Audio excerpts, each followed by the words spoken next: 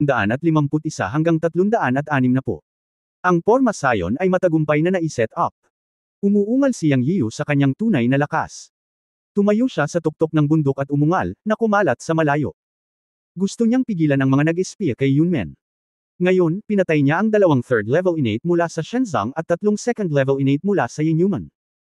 Ang tanging nakaligtas ay isang casual na magsasaka na nagising na may mga espesyal na kakayahan. Naniniwala ako na pagkatapos ng araw na ito, ikakalat ng sinaunang martial arts world ang mga kaganapan ngayon. Isang mahabang dagandong ang magpapalam sa mga sinaunang martial artist na nagtatago sa paligid ng nayon na ang Yunmen ay hindi madaling guluhin. Walang duda na pagkatapos ng araw na ito, siya at ang ibang bansang Shenzong at Yenyuman ay magiging mortal na magkaaway. Ngunit ngayon ay hindi natatakot si Yang Yiyu. Pagkatapos na matagumpay na maitayo ang pundasyon, ang mga paraan ng mga magsasaka ay unti-unting maglalaro, at maraming mga mana sa kanyang isipan ang magbubukas ng pinto para sa kanya. Ito ang magiging tiwala niya at ni Yunmen. Bilang karagdagan, ang dakilang master, ang matandang si Jiaxian, ang namamahala. Naniniwala ako na pagkatapos ng pagtatatag ng prestihiyo ngayon, ang bayang ito ay maaaring hadlangan. Huminga ng malalim, sinunog ni Yang Yiyu ang 5 bangkay ng totoong apoy at nakakuha ng 15 mababang uri ng mga spirit stone mula sa mga taong ito, na isang hindi inaasahang pakinabang. Hindi masusunog ng tunay na apoy ang mga spirit stone, kaya inilagay ni Yang Yiyu ang mga ito sa espasyo ng Chenkun Pot nang walang pag-aalinlangan. Ang isa pang spirit stone ay magbibigay ng karagdagang layer ng proteksyon para sa array. Pagkatapos ay bumalik siya sa nayon. Sa sandaling siya pumasok, ang matandang lalaki, ang diwata ng alak, ay pinaikit ang kanyang mga mata at sinabing, "Yun boy, malinaw na nasa unang antas ka ng likas na kaharian, ngunit maaari mong gamitin ang lakas na maihahambing sa ika-6 na antas ng likas na kaharian." Nagulat talaga ako. Gayunpaman, ang pagpatay ngayon ay isang magandang pagpatay. Nalaman ko na pagkatapos kong umungol, isa-isang nagtakbuhan ang ilang tao. Ngayon ay sa wakas ay tahimik na. Grand Elder, narinig mo rin ang sinabi ko sa tuktok ng bundok kanina lang. Sa hinaharap, kung may mga sinaunang mandirigma o mga taong may espesyal na kakayahan na hindi tumatahak sa tamang landas at nang ahas na pumasok sa Yunmen sa loob ng radius na 10 milya, huwag maging magalang, patayin silang lahat, okay. Si Yang Yiyu ngayon ay lubos na humanga sa matandang lalaki ng diwata ng alak. Ang matandang ito ay nagbigay sa kanya ng lalong hindi maarak na pakiramdam. Haha, basta sasabihin mo sa akin ang pinagmulan ng alak ng unggoy, maaari akong uminom ng alak araw-araw, at maaari akong maging gatekeeper mo. Humigop ng alak ang matanda at nakangiting sabi. Okay, pupunta ako sa sinaunang kabisera, at isasama kita sa pag-inom pagbalik ko. Sa mga salita ng matanda, gumaan ang loob ni Yang Yiyan. Kasama niya sa bahay, napakagaan ng loob ni Yang Yiyan. Sa orihinal, aalis siya ngayon, ngunit may mga sinaunang mandirigma sa paligid ng nayon, na naging dahilan ng pag-aalala ni Yang Yiyan, kaya nagpasya siyang iset up ang formation bago pumunta sa sinaunang kabisera. Hayaang lumipat ang lahat ng tao sa Cloud Gate sa lumang nayon, at magkakaroon ng karagdagang layer ng proteksyon sa pagbuo. Tulad ng para sa bagong nayon, may mga ordinaryong tao dito, at sinumang sinaunang mandirigma ay hindi nang ahas na patayin ang mga ordinaryong tao. Sa sandaling maglakas loob silang malaman ang ganito, papatayin sila ng buong mundo ng sinaunang martial arts. Kaya nagpasya si Yang Yiyan na iset up muna ang formation. Ang mga espiritual na bato na nakuha ni Master Fang mula sa pagdadalisay ng Peiyuandan para sa mga pangunahing sekta ay ibinigay kay Lola para iligtas, at hihilingin ni Yang Yiyan kay Lola ang mga espiritual na bato. Matapos kunin ang Spirit Stone mula sa kanyang Lola, bumalik si Yang Yiyu sa lumang nayon at nagsimulang ayusin ang maliit na Jotian formation. Itinuro na ni Master Yun Changxi sa kanya ang formation. Pagkatapos suriin ito muli, naramdaman ni Yang Yiyu na kaya niya itong ayusin. Ayon sa orihinal na plano, tutulong ang Master sa pag-aayos ng Porma Sion, ngunit ngayon ay maaari lamang siyang umasa sa kanyang sarili. Upang matulungan siyang maitayo ang pundasyon, kinain ng matanda ang kanyang kaluluwa at nakatulog ng mahimbing. Hindi niya alam kung kailan siya majay gising. Ang maliit na Jotian formation ay kailangang gumuhit ng espiritual na enerhiya ng mga bundok at ilog upang tumugma sa Jotian bituin upang ayusin. Ang lumang nayon ay itinayo laban sa bundok. Ang bundok ay ang bundok ng nalalabi ng Qinling Mountains. Nagpasya si Yang Yiyu na ilagay ang mata ng Porma Sion sa bundok, upang masakop nito ang buong nayon sa pinakamataas na lawak. Bilang karagdagan, ang mga espiritong bato sa kanyang kamay ay sapat na upang ayusin ang isang Porma Sion ng 72 mga batong espirito, na isa ring antas 5 na Porma Sion. Ang pagtatanggol ay mapapalaki, at ang espiritual na enerhiya na natipon at nasisipsip ay tataas din. Kapag naging matagumpay ang porma sayon na ito, maaari itong patuloy na sumipsip ng espiritual na enerhiya ng langit at lupa sa nayon, at ang defensive power ng formation ay maaaring umabot sa pag-atake ng isang Jindan stage strongman, na may nakapatay na porma sayon at isang magic formation na nakapatong. Matapos basahin ang porma sayon, nagsimulang maglakad si Yang Yian sa lumang nayon. Ayon sa posisyon ng 7 bituin ng 9 palaces at 8 diagrams, kailangan niyang maglagay ng mga espiritual na bato sa bawat lugar. Ang ibang mga tao sa Yunmen ay nakatayo sa malayo at nanunood. Sa kanilang mga mata, tumakbo si Yang Yian sa buong nayon, minsan sa bundok, minsan sa Xiaohei, at minsan sa maliit na ilog sa nayon. Siya ay hindi huminto mula tanghali. Hanggang sa dapit hapon, sa wakas ay inilibing ni Yang Yian ang 72 espiritual na bato sa lahat ng posisyon, at pagkatapos ay bumalik sa pangunahing bundok malapit sa nayon, at nagsimulang tumugtog ng kilos ng kamay sa pagbuo. Sa formation ay isang free talent formation, at nag-iisa si Yang Yian ng 9 na espiritual na bato dito. Nil-arrow niya ang spell sa kanyang kamay, at ang mga patak ng dugo mula sa kanyang mga daliri ay nahulog sa mata ng formation. Ang pag-atake ng 360 kamay upang simulan ang pagbuo ng spell, ngunit kinuha nito ang buhay ni Yang Yian. Sumigaw siya sa kanyang bibig na ang Chi Gathering Pill ay handa ng palitan ng tunay na Chi anumang oras. Habang naglalaro siya, ang formation spell isa-isa, ang tunay na Chi sa kanyang katawan ay patuloy na nawawala. Ang noo ni Yang Yian ay pawis na parang ulan, at ang kanyang mukha ay kasing putla ng papel, ngunit siya ay nagpumilit. Hindi tulad ng formation para sa Villa, ang hindi kilalang Xiaozhou Tian formation ay nasa level na ng Mountain Protection formation. Hindi ito maaaring ikompromiso. Ang pagkonsumo ng totoong enerhiya at kapangyarihang pangkaisipan ay napakalaki. Noong ginagawa niya ang 108th hand gesture, naubos na ang totoong enerhiya sa kanyang katawan. Mabilis niyang nilunok ang Chi Gathering Pill sa kanyang bibig. Palihim na nagreklamo si Yang Yiu sa kanyang puso, wala pa sa kalahati ito. Ang susunod na mga galaw ng kamay ay naging mas mabagal, at si Yang Yiu ay pawis na pawis. Sa sandaling ito, madilim na ang langit. Ngunit hindi huminto ang kanyang mga kamay. Pagkatapos lunukan ng pangalawang Chi Gathering Pill, umabot sa 180 kamay ang formation hand gesture. Matapos lunukan ng ikatlong tableta, umabot siya ng 300 kamay. May 60 kamay pa ang dapat kumpletuhin, at nilunok ni Yang Yiu ang ika-4 na Chi Gathering Pill para mapunan ang kanyang tunay na Chi. Sa oras na ito, pasado 10:00 na ng gabi, at ang langit ay puno ng mga bituin, nagniningning ng maliwanag. Sa paglipas ng panahon, sa wakas ay pumasok sa countdown ng hand gesture ng pagsisimula ng formation, at mayroon pang 9 na dapat tapusin. Sa oras na ito, nanginginig na ang katawan ni Yang Yiu. Bagaman ang kanyang tunay na Chi ay napunan, ang pagkawala ng kanyang isip ay hindi makabawi. Bumigat ang talukap niya, at gusto na lang niyang matulog, na parabang pagod na pagod. Ang lahat ng nasa Yunmen ay nakatayo hindi kalayuan sa kanya sa paanan ng bundok at nanunood, at walang nagsalita. Sa huli, maging si Lola at ang matandang si Jiexian ay umakyat sa bundok at pumunta sa tuktok ng bundok upang panuurin si Yang Yiu na iset up ang formation. Araw-araw alam ng lahat na si Yang Yiu ang nagtayo ng porma sayon para protektahan ang kaginhawahan ng lahat. Inalalayan ni Yang Shanshan ang kanyang lola, namumula ang kanyang mga mata habang pinagmamasdan ang nanginginig na katawan ng kanyang kapatid na nag-spell sa hindi kalayuan. Kinagat niya ang kanyang mga ngipin at lihim na sinabi sa kanyang puso, isinusumpa ko na hindi ako magiging pabigat sa aking kapatid sa hinaharap. Tumingin si Lola kay Yang Yiu na may luha sa kanyang mga mata. Alam na niya ngayon kung anong landas ang tinahak ng kanyang panganay na apo. Habang siya ay ipinagmamalaki, siya ay mas nag-aalala. Ang matandang lalaki, ang diwata ng alak, ay may hawak na bote ng alak sa kanyang kamay, ininom ang alak at pinagmamasdan ng mga kamay ni Yang Yiu na patuloy na naghuhukay. Nagningning ang tila malabo na matandang mata. Kinagat ni Zhao Nan ang kanyang mga ngipin at hinawakan ang kamay ni Ning Ke, nakatitig sa likod ni Yang Yiu, ang kanyang mga mata ay patuloy na kumikislap.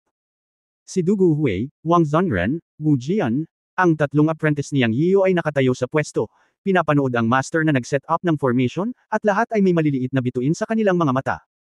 Walang nagsalita, dahil sa takot na abalahin si Yang Yiu. Puno rin ng pag-aalala ang lahat.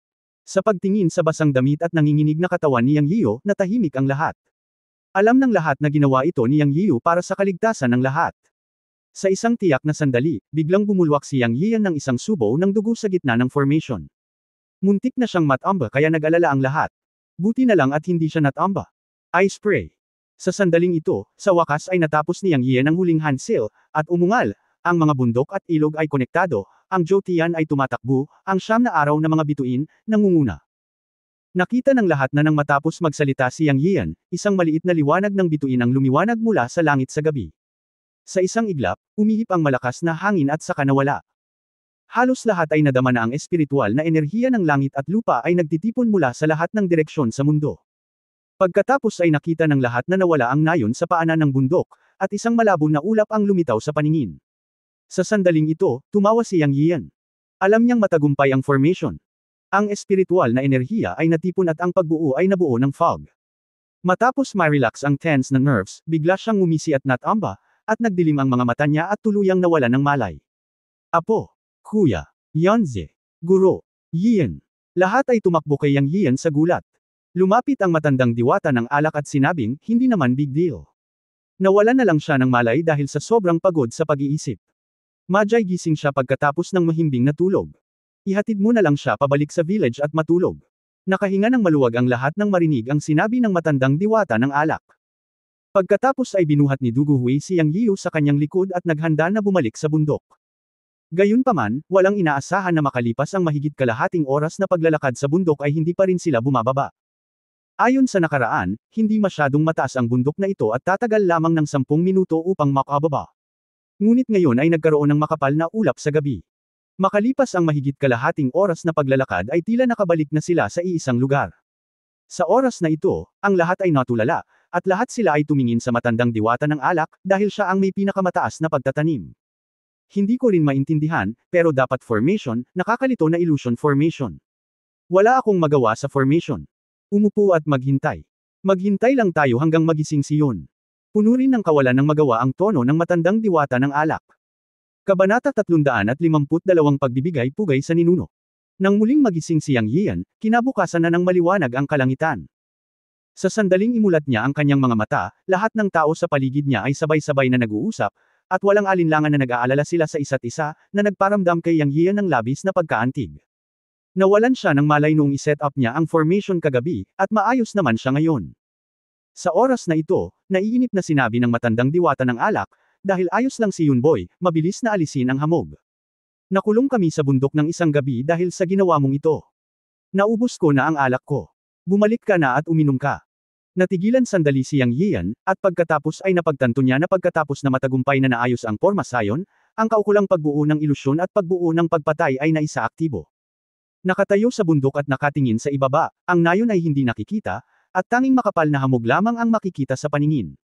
Alam niya na ito ay isang mababaw na kababalaghan. Ang tunay na pagbuo ng ilusyon ay hindi isang makapal na fog. Nasa gitna lang ng formation ang lahat kagabi at hindi makalabas, at ayos lang. Kung lumabas ka sa gitna ng formation, ito ay magiging isang killing formation kasama ang isang illusion formation, at ito ay isang formation na maaaring makaapekto sa isip. Sa oras na iyon, ang bawat isa ay makakakita ng mga ilusyon na ang kabilang partido ay isang kaaway, at pagkatapos ay magkakaroon ng away. Sa pag-iisip nito, natakot din si Yang Yian. Mabilis niyang ipinasa ang hand gestures para sa libreng pagpasok at paglabas ng formation sa lahat. Sa pamamagitan ng hand gestures ng formation, ang lahat ay hindi maaapektuhan ng formation at malayang makapasok at makalabas sa formation. Siyempre, isang mahigpit na utos din ang inilabas na walang sinuman ang dapat magsabi sa mga tagalabas tungkol sa mga galaw ng kamay sa pagpasok at paglabas ng pormasayon, kung hindi, sila ay mapaparusahan. Si Lola lang ang walang cultivation at hindi na kailangan pang matutunan ng hand gestures. Kabisado ng iba ang mga lihim na galaw ng kamay. Para naman kay Lola, walang paraan si Yang Yian na hayaan siyang magsanay ng Taoismo. Siya ay masyadong matanda at ang kanyang mga meridian ay tumatanda na. Walang pag-asa para sa paglilinang. Ito ang pinakamalaking pagsisisi sa puso ni Yang Yian. Ang kaya niyang gawin ay gumamit ng mga elixir para maiayos ang katawan ni Lola sa pinakamainam, para mabuhay pa ito, at alam din niya na ang kamatayan ay nakatadhana. Hindi niya ito mababago. Ang pagsilang, pagtanda, sakit at kamatayan ay dapat na mga batas ng langit. Pagkatapos ng panahon ng paglilinang, ang haba ng buhay lamang ang mauubos at ang reinkarnasyon ay mauulit. Kahit na siya ay isang magsasaka, hindi niya ito mababago. Siyempre, walang hindi maibabalik, maliban kung maaari siyang magkaroon ng mas mataas na antas ng paglilinang sa hinaharap, tulad ng pagiging isang immortal o isang bagay. Siyempre, ito ay isang bagay na hindi maiisip sa maikling panahon. Tungkol naman sa mga gawain ni Lola, maaari lamang niyang hayaan na ang kalikasan ang maglakad nito. Matapos iwagayway ang kanyang kamay upang alisin ang pormasayon, lumitaw din sa paningin ang hitsura ng lumang nayon. Bumaba ng bundok ang grupo. Pagkarating sa lumang bahay sa paanan ng bundok, hiniling ni Yang Yiu sa lahat na kumilos ng mabilis, at lahat ng mula sa Yunmen ay dapat lumipat sa ancestral house. Walang tumutol dito, at isa-isa silang naging abala sa paghahandang lumipat. Nang makitang natapos na ang Yunmen formation, ang paglipat ngayon ay isang malaking araw din. Ipinagtanggol ni Lola ang pagsamba sa mga ninuno. Pagkatapos ng lahat, ang bahay ni Nuno ay itinuturing na bumalik sa mga kamay ng pamilya Yang, na isang malaking bagay. Nang marinig ang pinag-uusapan ng Lola tungkol sa pagsamba sa mga ninuno, naantig ang puso ni Yang Yiu at biglang naisip na tila nawawalan ng master si Yunmen. Sa isang master, lahat ay may pagkakaisa, na napakahalaga. Alam ni Yang Yiu na ang master na ito ay makakaalis lang kay Master Yun Changxi. Kung paano umalis, mayroon na siyang ideya sa kanyang isipan. Nang lumipat ang lahat, umalis si Yang Yiu sa nayon at lumipad sa Fairy Lake, 1 milya ang layo mula sa nayon. Naalala niya na may berdeng bato sa malamig na lawa ng Fairy Lake, at ang material ay napakahusay. Siya ay maghuhukay ng isang piraso at magukit ng isang batong estatwa ng master, upang si Yunmen ay magkaroon ng master mula ngayon. Pagkarating sa Fairy Lake, naantig si Yang Yian sa eksena at naisip si Yuan Jinfeng. Sa kasamaang palad, dinala ni Yuan Jinfeng ang kanyang mga magulang sa Financial City. Ang pang-industriya na kumpanya ng matandang negosyante sa Hong Kong na pinakasalan niya ay pangunahin sa Financial City. Hindi ko alam kung kailan siya babalik. Naisip ko na tatawagan ko si Yuan Jinfeng para tanungin siya kapag tapos na ako sa trabaho. Tutal babae naman niya. Mahigit kalahating taon na ang nakalipas mula noong huli ko siyang makita. Pansamantalang inalis ang kaisipang ito sa aking isipan, hinarap ni Yang Yian ang Fairy Lake at naghanda na subukan ang water avoidance spell. Ang spell na ito ay isang oiliary spell lamang ng manok, na magagamit lamang kapag lamusong sa tubig. Siya. Tahimik na binibigkas ang lihim na formula sa kanyang puso, at pagkatapos na may palibot ang totoong chi, tumalon si Yang Yian sa pool. Oo naman, tulad ng epekto ng water avoidance spell, isang layer ng magic power ang lumitaw sa kanyang katawan 3 pulgada upang paghiwalayin ang tubig. Nakahinga siya ng maluwag sa tubig at nakakalakad na parang nasa lupa. Hindi ito naapektuhan ng presyon ng tubig. Ito ay talagang kapaki-pakinabang sa tubig. Sabi niya sa sarili habang naglalakad pababa sa ilalim ng pool. Hindi nagtagal ay nakarating siya sa ilalim ng tubig. Katulad ng eksena sa simula, nakahiga pa rin doon ang malaking kalansay ng dragon matapos itong gumuho ng hindi gumagalaw. Ang misteryosong Dragon Slaying Sword ay talagang nakuha mula sa kalansay ng dragon, ngunit nakakalungkot na ang Dragon Slaying Sword ay hindi kilala bilang isang mahiwagang instrumento ng parehong antas, at ang Chen Kun Pot ay hindi nakaimbak dito. Pagkatapos ng lahat, sa sekular na mundo, si Yang Yiu ay hindi maaaring magdala ng isang sinaunang espada sa paligid araw-araw. Magiging problema ang pagpasa sa security check sa isang eroplano, at hindi ito masyadong kapaki-pakinabang. Palagi niyang itinatago ang Dragon Slaying Sword sa bahay bilang isang gawa ng sining, at dinala ito pabalik sa kanyang bayang Kinulakan pagkatapos bumalik sa oras na ito. Tulad ng para sa Dragon Slaying Sword, si Yang Yiu ay maaari lamang maghintay para sa pagkakataon na gamitin ito sa hinaharap. Sa mga salita ng kanyang master na si Yun Changxi, hindi niya maisip ang grado ng Dragon Slaying Sword. Anyway, ito ay dapat na napakalakas kung ang Chen Kun Pot ay hindi masipsip ito. At kung gaano kahiwaga at kalakas ang Chen Kun Pot ay makikita mula sa tubig ng buhay. Ito ay hindi alam kung ang berdeng bato sa ilalim ng tubig ay sumipsip ng espiritual na enerhiya ng bangkay ng dragon o umunlad sa loob ng hindi mabilang na mga taon, at nagkaroon ng malabong halo sa ilalim ng tubig. Lumakad si Yang Yiu at pumili ng isang hugis parihaba na bluestone na 1 metro ang lapad at higit sa 3 metro ang taas. Bigla niya itong hinukay mula sa bundok sa ilalim ng tubig na may biglaang pagsisikap. Bago umalis, nakahuli siya ng ilang dragonfish at itinapon ito sa pool ng tubig sa espasyo ng Chen Kun Pot. Binuhat niya ang bluestone at naglakad papunta sa ibabaw ng tubig. Pagkarating sa labas ng tubig, pinatayo ni Yang Yiu ang bluestone sa tabi ng pool, kinuha ang kutsilyong inukit mula sa Chen Kun Pot at nagsimulang magukit. Ang hitsura ni Master Yun Changxi ay malinaw na lumitaw sa kanyang isipan, at hindi ito mahirap ukit. Huminahon para mag-ukit, gumalaw ang kutsilyong inukit sa kamay ni Yang Yian, lumipad ang mga batong natuklap. Makalipas ang 1 oras, natapos ang isang parang buhay na estatwa ni Yun Changxi. Tiningnan ito ni Yang Yian at sinabi sa kanyang sarili, ang matanda ay talagang gwapo. Sa realisasyon, ang asul na bato ay naging isang matandang lalaki na may espadang kilay at bituing mga mata, mahabang buhok na casual na lumulutang sa kanyang mga balikat, ang kanyang mga kamay sa likod na nakatingin sa langit, ang kanyang mahabang buhok at balbas na pumapagaspas, at siya ay nakasuot ng mahabang gown na may mga pattern ng gumugulong na ulap, na napaka-elegante at puno ng lasa ng mga walang kamatayan.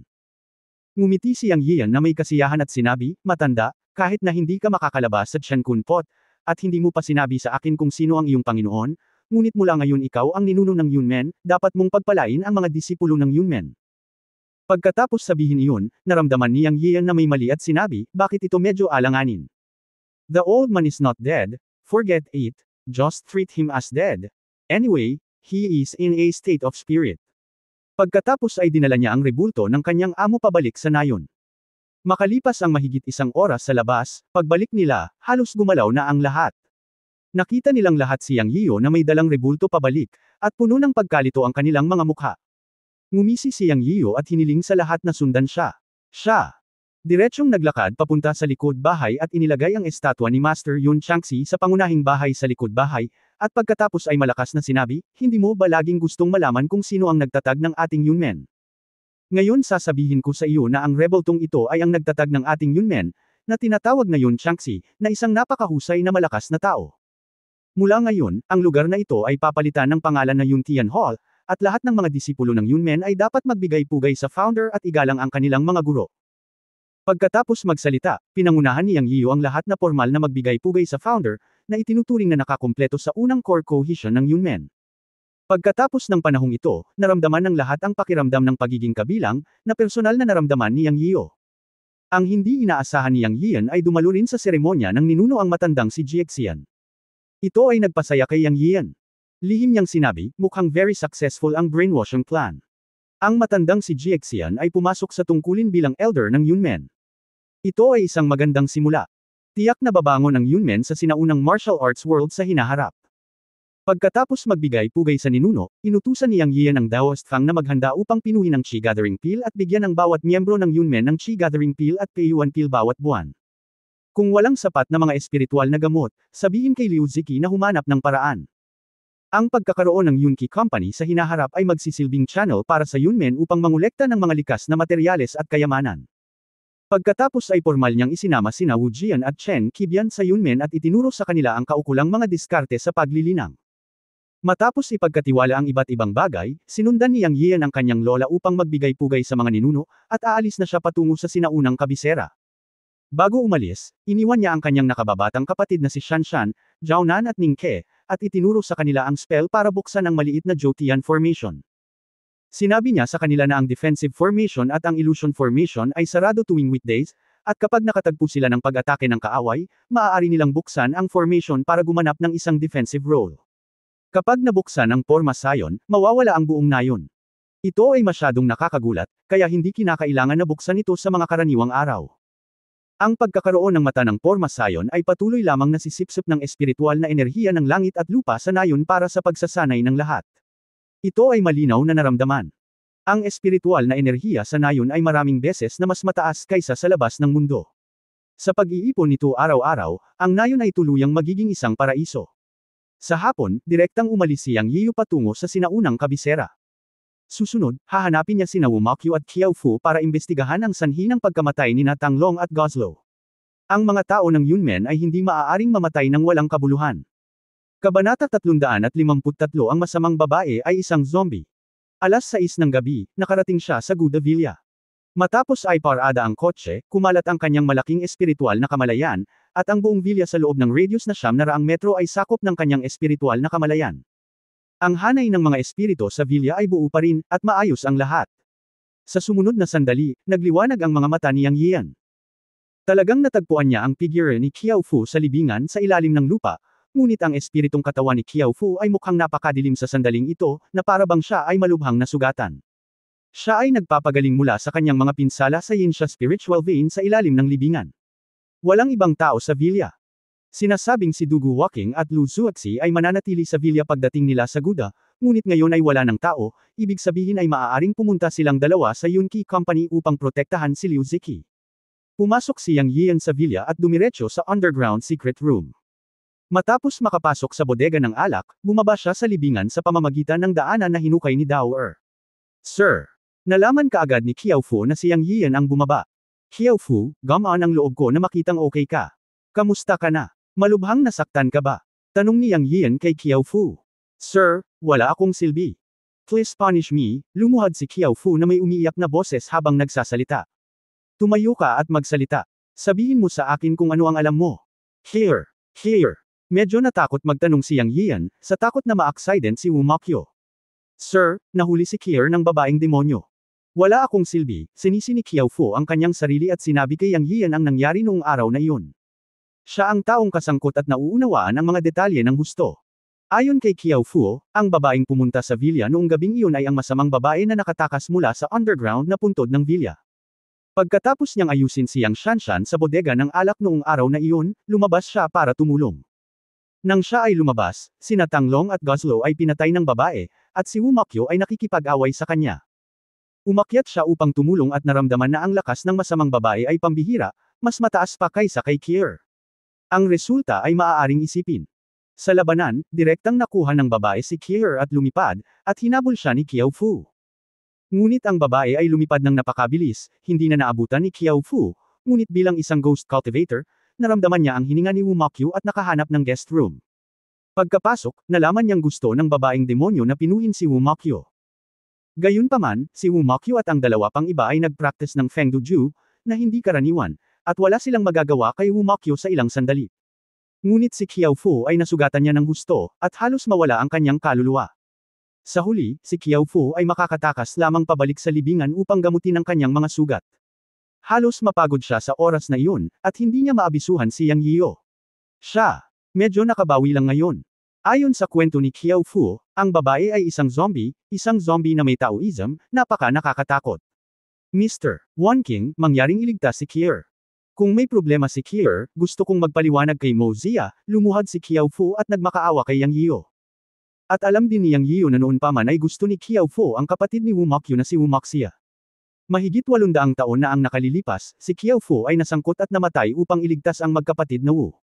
Napakalalim ng relasyon ng tatlong ghost cultivator. Itinuring din ni Qiao Fu si Wu Mokyo bilang kanyang kapatid. Hindi pa alam ni Wu Moxia ang tungkol dito, dahil si Wu Moxia ay ipinadala ni Yang Yio upang protektahan si Ouyang Yuking. Qiao Fu, bumangon ka. Alam kong tinatrato mo si Kier bilang kapatid mo. Sa daan-daang taon, kayong tatlo ay naging espiritu at umaasa sa isa't isa.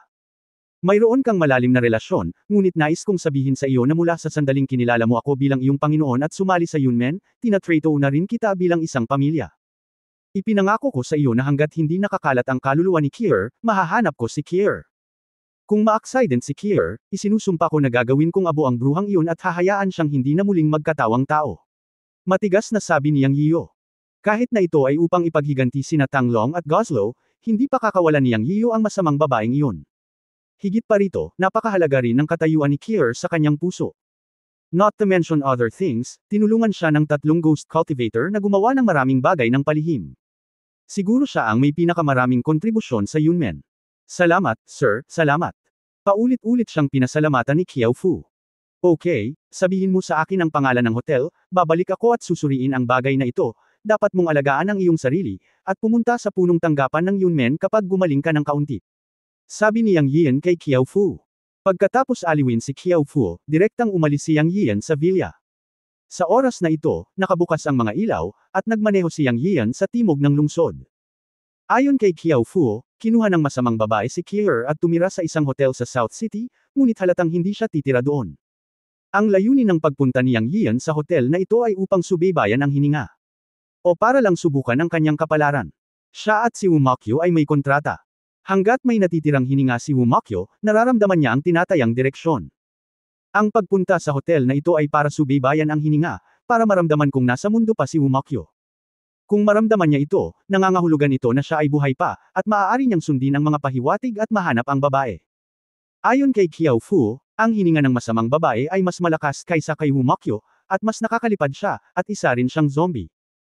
Sa paghusga mula sa impormasyong ito, sigurado si Yang Yian na ang paglilinang ng masamang babae ay dapat na maihahambing sa ika-6 na antas ng likas, o ang ika-6 na antas ng pagtatayo ng pundasyon. Sa mga likas na sinaunang mandirigma, tanging ang likas na ika-6 na antas lamang ang maaaring magkaroon ng kakayahang lumipad na may tunay na diwa. Ngunit hindi isinasantabi na ang masamang babae ay may ibang paraan. Halimbawa, maaari siyang lumipad sa pamamagitan ng mahika ng pagkontrol sa hangin. Sinabi ni Qiao Fu na ang masamang babae ay isang zombie, at pinaniwalaan ito ni Yang Yio. Akala niya ay bangkay ang babaeng nasa kabaong sa puntod ng villa. Kung ito ay isang zombie o hindi, kailangan nating maghintay hanggang sa matagpuan natin ito upang malaman. Si Yang Yio ay mamamatay tao para sa problemang ito. Dapat niyang bigyan sila ng paliwanag para sa pagkamatay ni Tanglong at Goslow. Ipinarada niya ang kotse sa isang eskinita sa likod ng hotel, bumaba sa kotse, tumungala sa ikalabintatlong palapag, kinakalkula ang silid, at pagkatapos ay ginamit ang wind control technique at direktang lumipad pataas. Hindi naman plano ni Yang Yian na pumunta sa hotel sa formal na paraan, dahil baka hindi siya makapag-level up. Pumasok lang sa bintana ang room 233 sa ikalabintatlong palapag na may kakayahang lumipad. Hindi nagtagal ay lumipad siya sa 13th floor at lumapit sa bintana ng room 233. Bukas ang ilaw sa sala, ngunit walang nakitang tao. Nakalok ang bintana mula sa loob, na hindi mahirap para kay Yang Yian.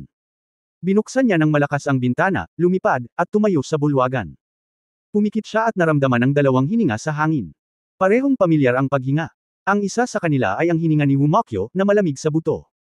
Ito ang nagpasaya kay Yang Yian. Nararamdaman din niya ang hininga ni Kier, na nangangahulugang hindi pa siya patay. Ang isa pang hininga ay napakasama, tulad ng hininga ng babaeng nakatakas mula sa libingan. Naramdaman niya ang pagkakaroon ng parehong paghinga, na nagligtas ng gulo. Ang pagkakaroon ng mental power contract sa pagitan nila ni Wumakyo ay nagbigay daan kay Yang Yian na mabilis na matukoy na ang kanyang hininga ay nasa timog silangan na direksyon. Pagmulat ng kanyang mga mata, inilabas ni Yang Yiu ang kanyang espiritual na kamalayan upang tingnan ang kwarto upang makita kung may natitira pang mga bakas. Ang isa pang clue ay magbibigay sa kanya ng mas magandang pagkakataon na mahanap si Kier at ang masamang babae. Sa pag-iisip na ito, inilabas niya ang kanyang espiritual na kamalayan at ipinakalat ito ng direkta. Gayunpaman, sa susunod na sandali, ang eksenang nakita ng kanyang espiritual na kamalayan ay nabigla sa kanya at nagbigay sa kanya ng goosebumps. Sa kanyang espiritual na kamalayan, nakita niya ang isang live na pornograpikong palasyo sa kwarto. Normal para sa isang pornograpikong palasyo na lumabas sa isang hotel. Gayunpaman, nakakita siya ng isang live na pornographic na palasyo na talagang abnormal. Dalawang puting katawan ang nagtatalik sa malaking kama. Kung gusto nilang umalis, maaari silang umalis. Kung manood siya, baka mas matagal pa niya itong panoorin. Ang pangunahing punto ay na ito ay masyadong kapansin-pansin. Hindi niya inaasahan na may dalawang balbas na lalaki ang gamulong-gulong. Sa pagkakataong ito, halos masuka si Yang Yiu. Nagmura siya at lumipad palabas ng bintana. Natatakot siyang mabulag siya kapag nagtagal pa siya. Anong kasalanan, pagkatapos lumipad pababa mula sa ikalabintatlong palapag, si Yang Yiu ay patuloy na nagsasabi ng mga kasalanan habang nakaupo sa kotse. Pagkatapos ay sinundan niya ang hininga ni Kier. Matapos huminto ang sasakyan at yumandar ng kalahating oras, biglang nakaramdam ng malakas na masamang espiritu si Yang Yian nang dumaan siya sa isang bar. Ipinaroda niya ang sasakyan sa gilid ng kalsada at pumasok sa bar. Ang masamang espiritu na naramdaman niya ay hindi kay Kier, kundi hininga ng isang masamang babae. Nagkataon na hindi mahalaga kung ito ay hininga ni Kier o hininga ng isang masamang babae, hanggat natagpuan niya ang isa, mahahanap niya ang isa pa. Ang palamuti ng bar na ito ay mukhang maluho. Pagkapasok, naghanap si Yang Yian ng isang sulok na mauupuan, humingi ng alak at ininom ito ng dahan-dahan, ang kanyang mga mata ay nakatingin sa entablado sa kanyang harapan. Sa oras na ito, tumutugtog ang disco music, at 70 o 80 lalaki at babae sa entablado ang nakakabaliw na pumipilipot ng kanilang mga katawan. Pinaikit ni Yang Yian ang kanyang mga mata at tumingin sa paligid. Palakas ng palakas ang masamang espiritu, ibig sabihin ay nasa bar ang masamang babae at nasa umpukan sa entablado. Nang makatakas siya mula sa libingan noong araw na iyon, hindi malinaw na nakita ni Yang Yian ang hitsura ng babae, ngunit mahirap hanapin siya na may simpleng anyo, ngunit natatakot siyang alertuhan ng ahas at hindi siya ng ahas na gamitin ang kanyang espiritual na pangunawa upang maghanap ng padalos-dalos, kaya't ang kanyang mga mata lamang ang nakamasid. Naisip ni Yang Yian na ang masamang babae ay may cultivation, at may malaking pagkakaiba sa pagitan niya at ng ordinaryong babae, at mahahanap niya ito. Pagkalipas ng 5 minuto, lumiwanag ang mga mata ni Yang Yian at itinuon niya ang paningin sa isang mainit na babae. Matangkad ang babaeng ito at mahaba ang buhok na nakatabing sa balikat. Itim ang suot niya, at mapula ang labi niya na parang nakainom ng dugo. Nagniningning ang kanyang mga mata, at hawak-hawak niya ang kanyang mga braso sa leeg ng isang binata. Masyadong intimate ang dalawa, at napakalaki ng sukat ng aksyon. Sa mga mata ni Yang Yian, ang babaeng ito, isang babaeng nakaitim, na mukhang nasa 20s. Ang pagkakaiba ay ang kanyang hininga ay puno ng kasamaan at dugo, napakalakas, at ang kanyang hininga ay napakasama, na madaling makita. Hindi siya nagmamadaling kumilos. Una, napakaraming tao dito, lahat sila ay ordinaryong tao, at pangalawa, hindi niya alam kung saan niya itinago si Wumakyo. Ayon kay Qiao Fu, gusto ng masamang babae na pinuhin si Wumakyo, ngunit hindi niya ito magawa ng ilang sandali dahil sa Fengdoju technique na pinapractice ni Wumakyo. Hulaan ni Yang Yiyu na ang masamang babae ay naghahanap ng pagkakataon para pinuhin si Wumakyo. Pagkatapos ng lahat, si Wumakyo ay may mga magic crystal sa kanyang katawan at puno ng cultivation. Ang pinakamagandang paraan ay ang sundan ang babaeng ito. Nakaupo sa sulok ng bar, hinintay ni Yang Yiyu na umalis ang babae. Hindi nagtagal, nakita ni Yang Yiyu ang masamang babae at ang binata na direktang lumabas sa labas ng entablado. Tahimik na sumunod sa kanilang dalawa si Yang Yiyu. Kung tama ang hula niya, baka magkaproblema ang binata. Walang alinlangan na gustong magsanay ng masasamang kasanayan ng babaeng ito. Si Liliang Shan sa libingan ng villa ay isang halimbawa. Ginawa niyang alipin si Liliang Shan. Sumakay ang dalawa sa isang kotse. Nagmamaneho ang binata at diretsyong patungo sa suburb. Pinaandar ni Yang Yiyu ang sasakyan at sumunod sa likod. Pagdating nila sa suburbs, huminto ang sasakyan sa tabi ng isang fish soup. Pagkababa ng babae at binata sa sasakyan ay dumiretso sila sa isang bungalow na katabi ng fish soup. Ngumisi si Yang Yiyu, pinatay ang mga ilaw, lumabas ng kotse at naglakad patungo sa bungalow. Kabanata 354, ang Witch Red Buddha mula sa Mountain and Sea Realm. Sa oras na ito, nakatayo si Yang Yiyu sa labas ng bungalow. Naririnig na niya ang hingal sa loob. Hindi siya natatakot na makatakas siya. Sa tatlong bungalow, hindi nakabukas ang mga ilaw sa kaliwa at kanang bahagi. Maaaring walang laman ang mga silid o ang mga taong nakatira. Doon ay nagpahinga na. Inilabas ni Yang Yiyu ang kanyang espiritual na kamalayan upang suriin ang mga silid sa kaliwa at kanang bahagi. Walang tao sa loob. Lahat sila ay walang laman. Ngayon ay ang gitnang silid, kung saan naroon ang masamang babae at si Xiaoqing. Nang marinig ang tanong ng binata, "Baby, maaari kang manatili sa isang marangyang hotel, bakit ka pumunta dito?" "Don't talk, kiss me," boses ng babae. Narinig ni Yang Yiyu ang boses at nginisyon sa kanyang puso, hindi madaling magsimula sa hotel. Malayo ang lugar na ito at madali kang patayin. Maswerte ka na nakilala mo ako ngayon. Sa oras na ito, dahan-daang pinakawalan ni Yang Yiyu ang kanyang espiritual na kamalayan at pumasok sa silid. Nakita niya ang masamang babae at ang binata sa isang madamdaming relasyon, ngunit pagkatapos ay nakita niya ang babae na ibinuka ang kanyang bibig at dalawang mahabang pangil ang tumambad. Talagang zombie ito, bulong ni Yang Yiyu sa kanyang puso. Matapos pumasok ang kanyang espiritual na kamalayan, siya ay natuklasan ng babae sa unang pagkakataon. WHO. Mukha siyang nalilito. "Anong meron, baby?" "Walang tao," sabi ng binata. Sa oras na ito, walang pakialam ang masamang babae sa binata. Itinaas nito ang kamay at sinampal ito, at agad na sinampal ang binata at lumipad sa sulok ng dingding at nawala ng malay. Hindi nakita ni Yang Yiyu si Wumakyo sa silid sa kanyang espiritual na kamalayan. Malamig siyang sumangot, "Lumabas ka at mamatay, bruha." Habang nagsasalita, biglang inatake ng espiritual na kapangyarihan ang ulo ng mangkukulam. Ngunit sa sumunod na sandali ay nabigla si Yang Yiyu, dahil hindi niya nakita ang dagat ng kamalayan sa ulo ng babae, na nangangahulugang wala itong kaluluwa. Ang bentahe ng mental na kapangyarihan ay mawawala ang epekto nito. Bang! Sa mga oras na ito, malakas na kumatok ang pinto ng kwarto sa kanya. Humakbang siya paarap at binuksan ang pinto. Sa sandaling ito, ang babae ay lumabas ng pinto at sinabi na may mahinang masamang ngiti, "Nag-aalala ko na hindi kita mahanap, ngunit pumunta ka sa aking pintuan. Napakahusay. Devil, ibigay mo si Wumakyo, at iiwan kita ng buong katawan ngayon." Si Yang Yiyan ay may malamig na mukha. Ang kanyang espiritual na kapangyarihan ay walang nakitang abnormal sa kanyang isipan, ngunit nalaman niyang ang katawan ng babaeng ito ay puno ng isa pang aura na naging dahilan para hindi siya komportable. Parang medyo katulad ito kay Xia Lu sa simula. Ang espiritual na kapangyarihan ay natipon sa kanyang mga mata at nakita na mayroon talagang pagbabago sa enerhiya sa kanyang dugo, at ito ay napakalakas. Wumakyo. Saglit na natigilan ang babae, at pagkatapos ay tila biglang nagsabi, "Ibig mong sabihin ang munting multo na iyon. Napalunok na ako. Boy, pinatay mo ang aking demonyong alipin at sinira ang aking magic practice noong araw na iyon. Ayusin natin itong account ngayon."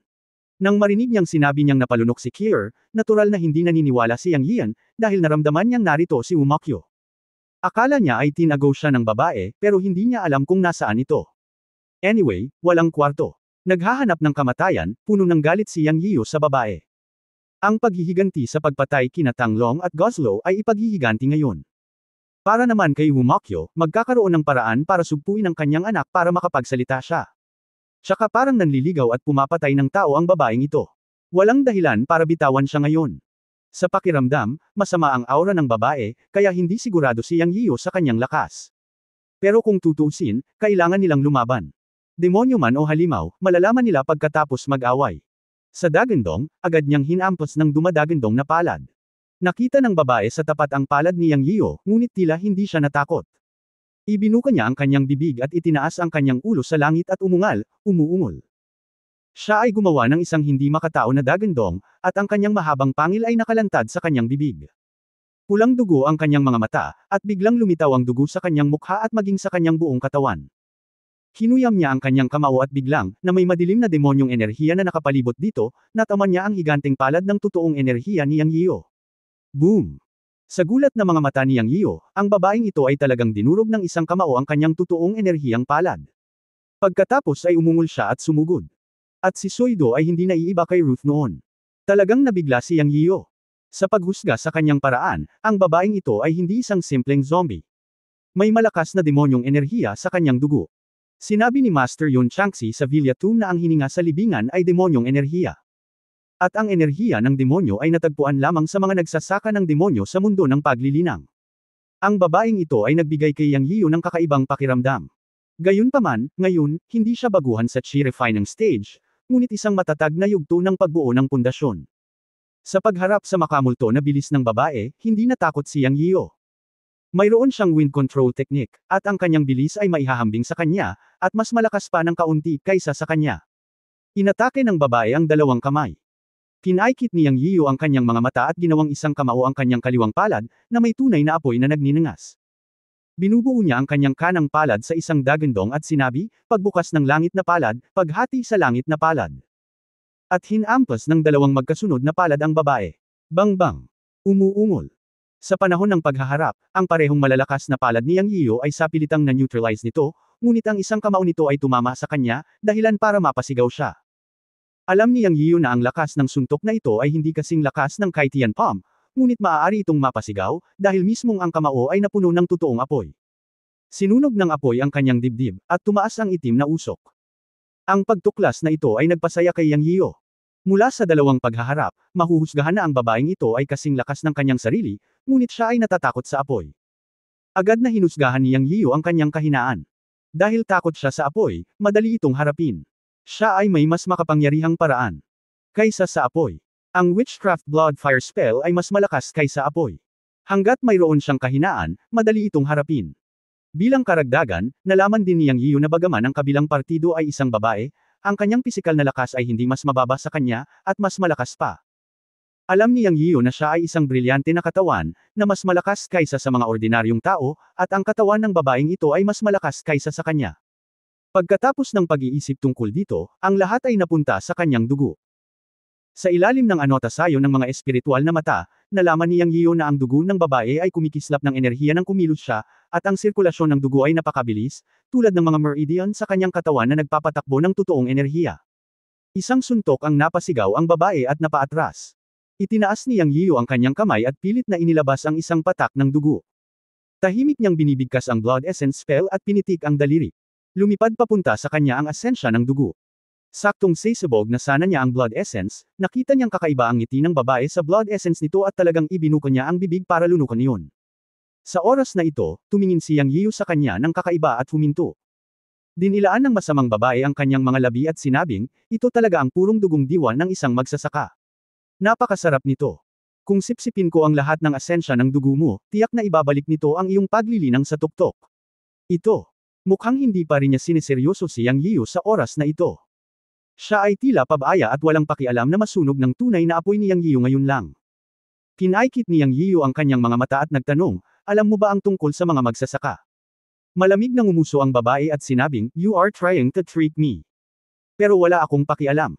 I guess isa ka lang descendant ng Mountain and Sea Realm on Earth. Ikaw ay nasa unang antas lamang ng pundasyon ng gusali, ngunit maaari mong gamitin ang lakas ng ikalimang antas ng pundasyon ng gusali gamit ang kapangyarihan ng isang palad. Ang mga kasanayan at kasanayan sa pakikipaglaban na nakuha mo ay hindi masama. Pero sa harap ko, Aired Buddha, langgam ka pa rin. Upang sabihin sa iyo ang katotohanan, maaari kitang durugan sa isang daliri lamang sa tuktok ng aking paglilinang.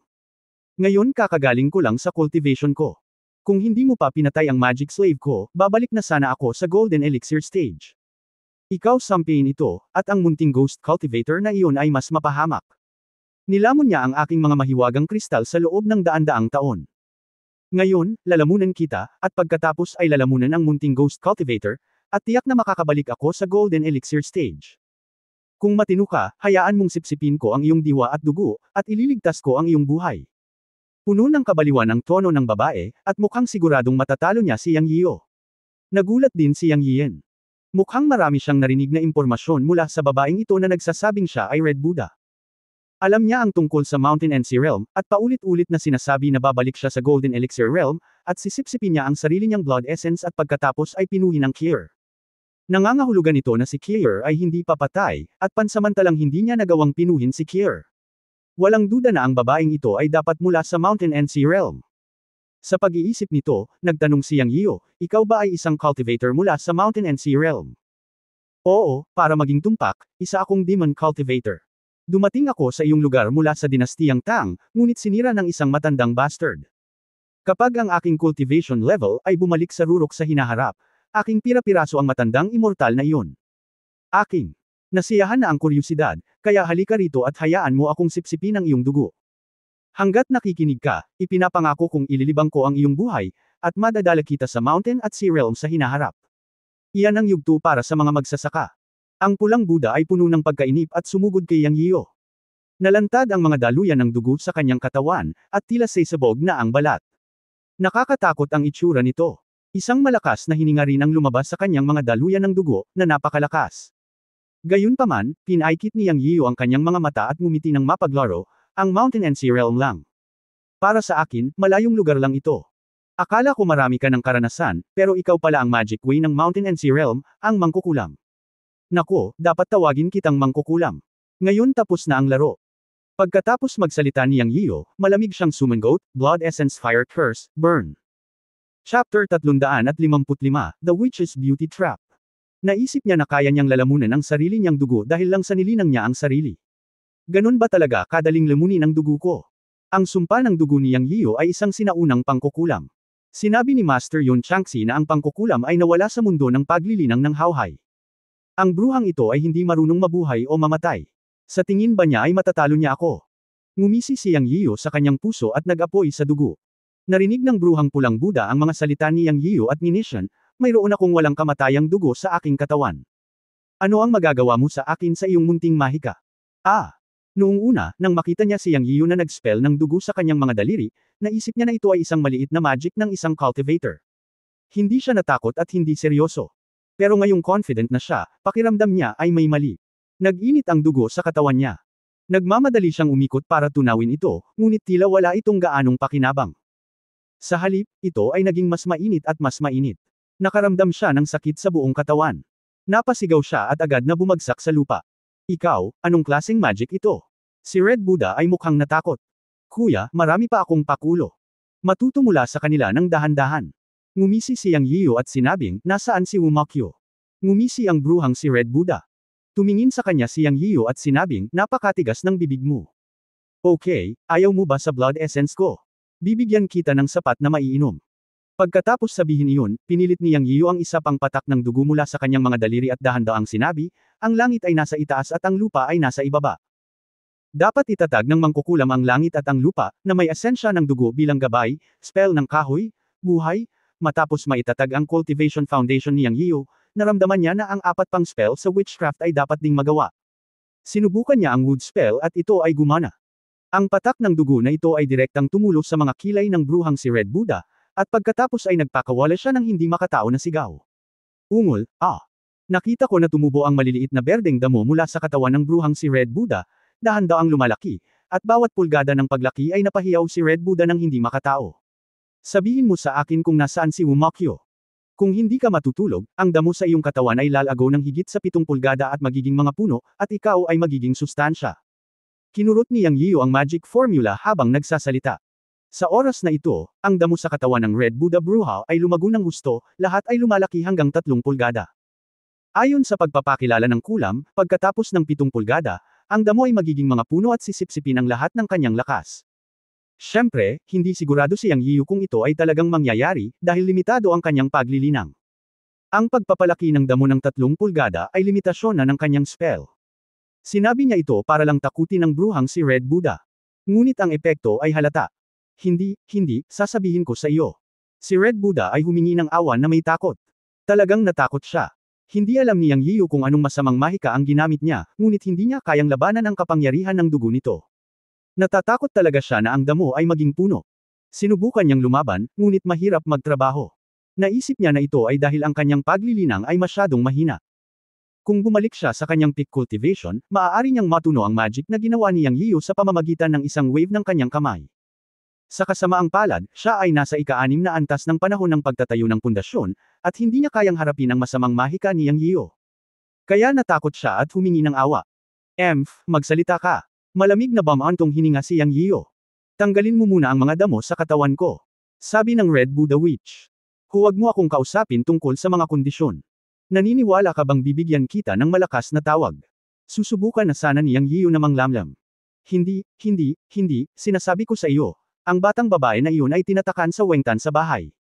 Itinuro ng pulang Buddha ang parisukat at sinabi.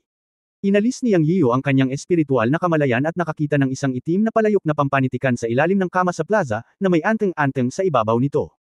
Siya ay labis na nag-aalala kay Wumakyo, at hindi alam kung paano siya tinatakan ng mangkukulam sa palayok. Nag-aalala siya at nagmamadaling pumasok sa bungalow. Sa sandaling ito, ang mangkukulam na si Red Buddha ay mayroon pa ring 2 patak ng kanyang sariling dugo ng pangkukulam sa kanyang katawan, at hindi siya natatakot na siya ay makatakas. Tumakbo si Yang Yiyu sa plaza at inilabas ang garapon mula sa ilalim ng kama. Ang banga na ito ay isang maliit na garapon na kalahating talampakan ang taas. Nagawa ng mangkukulam na si Red Buddha si Wumakyo, marahil dahil si Wumakyo ay isang ghost cultivator na walang pisikal na katawan, ngunit isang enerhiyang katawan, upang siya ay mabuklod. Siya ay maingat. Pinunit ang anteng-anteng sa garapon gamit ang kanyang tunay na lakas, at sinunog ito hanggang sa abo ng tunay na apoy. Matapos buksan ang garapon, lumutang ang kulay abong enerhiya. Agad na naging hitsura ni Wumakyo. Sir, mahinang tawag ni Wumakyo. Here, kamusta ka? Dali-dali siyang inalalayan ni Yang Yiyu. Sa kanyang mga mata, ang espiritong katawan ni Wumakyo ay napakadilim sa sandaling ito, halos transparent. Halata na siya ay pinahirapan ng bruhang si Red Buddha, at malamang na kinulit ng bruhang si Kier ang kanyang enerhiya. Sir, walang silbi si Kier. Pasensya na sa abala sa iyo. Huwag kang magsalita, hindi alam ni Yang Yiyu kung paano tutulungan si Kier. Nagmamadali niyang ginamit ang kanyang tunay na chi para ilipat ang totoong chi sa kanyang katawan, ngunit tila wala itong silbi. Ang paraan ng paglilinang ng mga nagsasaka ng multo ay ganap na naiiba sa paraan ng mga nagsasaka. Siya ay isang espiritong katawan. Ang espiritual na enerhiya ng langit at lupa na maaaring makuha ay ang espiritual na enerhiya ng yin siya. Walang epekto ang tunay niyang chi. Ngunit nang makita ang kanyang mahinang anyo, talagang nalungkot si Yang Yiyu. Ano man ang mangyari, kailangan niyang subukan at humanap ng paraan para medyo gumaling si Kier.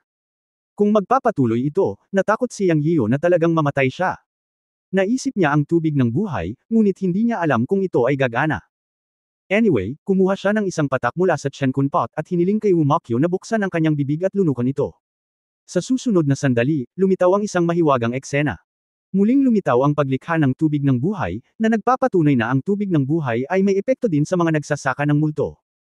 Pagkatapos uminom ni Wumakyo ng isang patak ng tubig ng buhay, isang kulay abong halo ang lumitaw sa buong katawan niya. Isang malakas na sigla ang nanggaling sa kanya. Salamat sa iyong mapagbigay na regalo, Ginoo. Kailangang magsanay ni Kier. Sinabi ni Wumakyo, at nang hindi nagpapaliwanag kay Yang Yian, agad siyang umupo na naka-cross-legged sa lupa at pumasok sa state of practice. Tila malaki ang epekto ng tubig ng buhay sa kanya. Okay, mag-practice ka ng mabuti, paprotektahan kita. Gumaan ang pakiramdam ni Yang Yian, hanggat ayos lang si Kier, napabuntong hininga siya sa mahiwagang paglikha ng tubig ng buhay, at casual na binuhat ang binata na nawala ng malay ng bruhang Red Buddha sa sulok ng silid at lumabas ng silid. Gusto niyang protektahan si Kier sa labas. Matagumpay na natagpuan si Kier, at oras na para ipaghiganti sina Tang Long at Goslow. Ang bruhang si Red Buddha sa labas, tao man o demonyo, ay dapat patayin ngayon para ipaghiganti ang dalawa. Ang mga tao ng Yunmen ay hindi maaaring mamatay ng walang kabuluhan. Pagkatapos, nang lumabas si Yang Yian kasama ang binata sa kanyang kamay, nakita niyang naglaho ang damong ginawa ng pangkukulam ng mangkukulam. Sa oras na ito, ang mga daluyan ng dugo ng mangkukulam ay mahina sa ilalim ng balat, na naglalabas ng malalim na pulang halo. Tila nagsasagawa siya ng isang ritual upang matuno ang kanyang pangkukulam. Nagulat si Yang Yian at inihagis ang binata sa lupa, umuungal, "Witch, maglakas loob kang lumaban, mamatay." Sa galit, itinaas niya ang palad at akmang sasampalin siya hanggang mamatay. Ngunit sa sumunod na sandali, lumitaw ang isang eksenang hindi inaasahan ni Yang Yian. Nakarinig lang siya ng crash sound sa kanyang tenga, at ang bruha ay Maislan na nagsabi, bakit ka kinakabahan? Ganito ako, pwede pa ba akong tumakas? Ang mga salitang nagpapalambot sa mga buto ni Yang Yian ay lumabas sa bibig ng bruha, at talagang natigilan si Yang Yian. Siyempre, hindi ang tunog ng buto ang nagpatigil sa kanya, ngunit hindi niya inaasahan na ang bruhang ito ay nagunat lamang ng kanyang kamay at pinunit ang isang piraso ng kanyang katawan. Sa harap ni Yang Yian, isang mainit na katawan ang ipinakita, at ang mahinang umuumbok na mga daluyan ng dugo sa kanyang katawan ay unti-unting nawala, at isang puting jade na gawa ng sining ang lumitaw sa kanyang harapan. Ito ang dahilan kung bakit tumigil si Yang Yian. Sa pagtingin sa pagmamalaki ng mangkukulam, nakita niya ang lahat ng dapat at hindi dapat makita. Naramdaman niyang na natuyo ang bibig at naisip niya sa sarili, my goodness, sinusubukan mo bang gamitin ang beauty trap sa akin? Napalunok siya ng laway sa kanyang lalamunan, at ang kanyang mga mata ay nakatutok sa ritmong hindi maalis-alis. Higit sa lahat, ang pagtingin sa mga mata ng mangkukulam na puno ng kapangyarihan ng demonyo, si Yang Yiu ay tila ganap na nakulong. Nakita ng bruhang si Hang Fo na ang ngiti ni Yang Yiu ay nagiging mas kaakit-akit, ngunit siya ay nababalisa sa kanyang puso. Sa oras na ito, lihim niyang ginagamit ang kanyang sekreto para lutisin ang kritikal na panahon ng pangkukulam ni Yang Yiu. Hindi niya inaasahang lalabas ng bahay si Yang Yiu ng ganoon kabilis. Kaunting oras na lang ang natitira, kaya wala siyang ibang pagpipilian kundi gamitin ang beauty trap. Sa kanyang pag-unawa sa mga mabahong lalaki sa mundo, ang beauty trap ang pinakamabisa. Siya. Lihim na sinabi sa kanyang puso, ang swerte mo, anak. Sandali lang, lulutasin ko ang mahika sa aking katawan at hahayaan kang magsaya. Si Hang Fo ay nag-iisip ng masama sa kanyang puso, at ang kanyang mga mata ay patuloy na gumagamit ng mapang-akit na mahika, at ang ngiti sa kanyang mukha ay naging mas matindi. Kabanata 356 ang tunay na espiritong katawan ni Wu Mokyo. Si Yang Yiu ay talagang nahuhumaling sa mangkukulam, at ang kanyang bibig ay tuyo. Gayunpaman, sa sandaling ito, ang Tian Kunpot sa kanyang kaliwang braso ay nakaramdam ng init. Ito ay tulad ng isang babala, at siyang ay agad na nabigla. Napagtanto niyang nabilaukan siya sa bitag ng kagandahan ng mangkukulam. Hindi pisikal ang kanyang pagkabigla, ngunit ang sandali ng pagpunit ng damit ay isang trigger. Siyang ay mayroon pa ring kagandahan at konsentrasyon matapos maabot ang yugto ng pagbuo ng pundasyon. Ang susi ay ang katawan ay isang trigger lamang. Ang punto ay tumingin si Yang Yiu sa mga mata ng bruhang si Hang Fo. Ang tukso ng katawan plus ng mata, she cast the spell of charm. Napigilan nito ang balak na patayin siya ni Yang. Gayunpaman, sa huling pagsusuri, siya ay medyo may pagnanasa. Makukulam kaya siya nang hindi tumitingin sa katawan niya. Sa kabutihang palad, ang Tian Kunpot sa kanyang kaliwang braso ay nagbigay sa kanya ng babala at ginawa siyang matino. Siya ay galit na galit, ang bruha ay maglakas loob na maglagay ng isang bitag para sa akin, ngayon kahit na ikaw ay isang diwata na nakahiga sa harap ko, papatayin kita. Pagkagising, sinampal ni Yang Yiu ang bruhang si Red Buddha na nakahiga sa lupa ng walang pag-aalinlangan. Ngunit ayaw ni Red Buddha sa oras na ito. Malulusaw na niya ang mahika sa kanyang katawan sa ilang sandali. Ang pangunahing punto ay ang paggamit ng isang ipinagbabawal na pamamaraan upang matamaan ng husto si Yang Yiu. Hindi ko akalain na ganito kabilis mag-react ang batang ito. Maaasar ko lang ang aking ngipin at i-activate ang ipinagbabawal na pamamaraan ng maaga para matuno ang magic cast ni Yang Yiu sa aking katawan. Sa oras na ito, ayaw kong masaktan ng husto si Yang Yiu. Mas mahalaga ang pagtakas. Ang pagiging cast ni Yang Yiu at lihim na gumamit ng ipinagbabawal na pamamaraan, siya ay malubhang masasaktan sa pagkakataong ito. Buti sana kung makakatakas siya. Nang sampilan siya ni Yang Yiu, ang bruhang si Red Buddha ay nagpakawala ng mahabang dagandong, ungol. Pagkatapos ay nakita ni Yang Yiu na ang mga daluyan ng dugo ng katawan ng bruhang ito ay pumutok muli, ngunit ang kaibahan ay biglang pumutok ang kanyang mga daluyan ng dugo sa buong katawan. Bang, bang, bang. Matapos ang sunod-sunod na tunog ng mapurol, sumambulat ang ambon ng dugo mula sa katawan ng bruha. Parang ulap ng ambon. Alam ni Yang Yiu na nasa dugo niya ang kultibasyon ng bruha, kaya hindi siya nang ahas na makipag-ugnayan sa kanya ng padalos-dalos at mabilis na umatras. Sa sandaling ito, nakita niya ang isang figure sa ambon ng dugo na biglang lumipad, at sa isang kisap mata, ito ay 12 ng metro ang layo sa himpapawid. Ang boses ng mangkukulam, na sabik na mapunit siya, ay narinig din niya, Yang Yiu, aalalahanan kita. Kapag nabawi ko ang aking paglilinang at bumalik sa tuktok, dahan-dahan kong aayusin ang account na ito sa iyo. Gilangin kita hanggang abo. Ang bruha. Kinasusuklaman ni Hang Fo si Yang Yiu. Ang ipinagbabawal na pamamaraan na ginawa niya ay naubos ang kanyang naipon na paglilinang sa panahong ito. Ilang kabataang lalaki ang kailangan niyang makasama para makabawi. Hindi inaasahan ni Yang Yiyo na matutunaw ng mangkukulam ang kanyang pangkukulam ng ganoon kabilis. Nang makita ang mangkukulam na lumilipad, gusto niya itong habulin, ngunit sa pag-aakalang nagpapagaling pa si Wumakyo, tumigil siya. Ang bruhang ito ay lubhang kakaiba, na nakakaalam kung ano ang iba pang mga trick na mayroon siya. Kung aalis siya at nasangkot si Wumakyo sa gulo, pagsisisihan niya ito. Nakatingin lang siya sa kalangitan sa gabi kung saan umalis ang bruhang si Red Buddha na may galit. Tiyak na magiging malaking problema ang babaeng ito, at kailangan nating gumawa ng paraan para mawala siya. Siya ay isang demon cultivator mula sa Mountain and Sea Realm, at ang kanyang peak cultivation ay ang lakas ng Golden Core. Ngayong nakakalipad na siya, ibig sabihin ay nasa ika-6 na antas na siya ng Foundation Establishment Period. Ang sitwasyon ng mangkukulam ay katulad ng sa magkapatid na Luzuaxi, na kapwa nakakita ng matinding pagbaba sa kanilang paglilinang. Gayunpaman, magkasalungat ang dalawa. Tinatahak ng magkapatid na Lu ang tamang landas upang maibalik ang kanilang paglilinang, habang tinatahak ng bruhang pulang Buddha ang masamang landas. Just the fact na gusto niyang sipsipin ang dugo ng binata ngayong gabi ay nagpapakita kung gaano siya kademonyo. Si Yang Yiyo mismo ay nasa unang antas ng Foundation Establishment Period, ngunit ayon sa mangkukulam at sa matandang diwata ng alak, ang kanyang lakas ay maaaring ibigay sa ika-5 antas ng Foundation Establishment Period. Kung magdadagdag siya ng mga spells at iba pa, maaari rin niyang harapin ang ika-6 na antas ng panahon ng pagtatatag ng Foundation o ang ika-6 na antas ng katutubo. Kinasusuklaman siya ng bruhang si Red Buddha sa kanyang puso nang siya ay umalis, at itinuring din ni Yang Yiyo ang bruhang ito bilang isang malaking problema. Ang ganitong uri ng kaaway ang pinakamapanganib, nagtatago sa dilim, at ito ay isang matandang halimaw na lumabas sa mundo ng bundok at dagat at nakaligtas hanggang ngayon.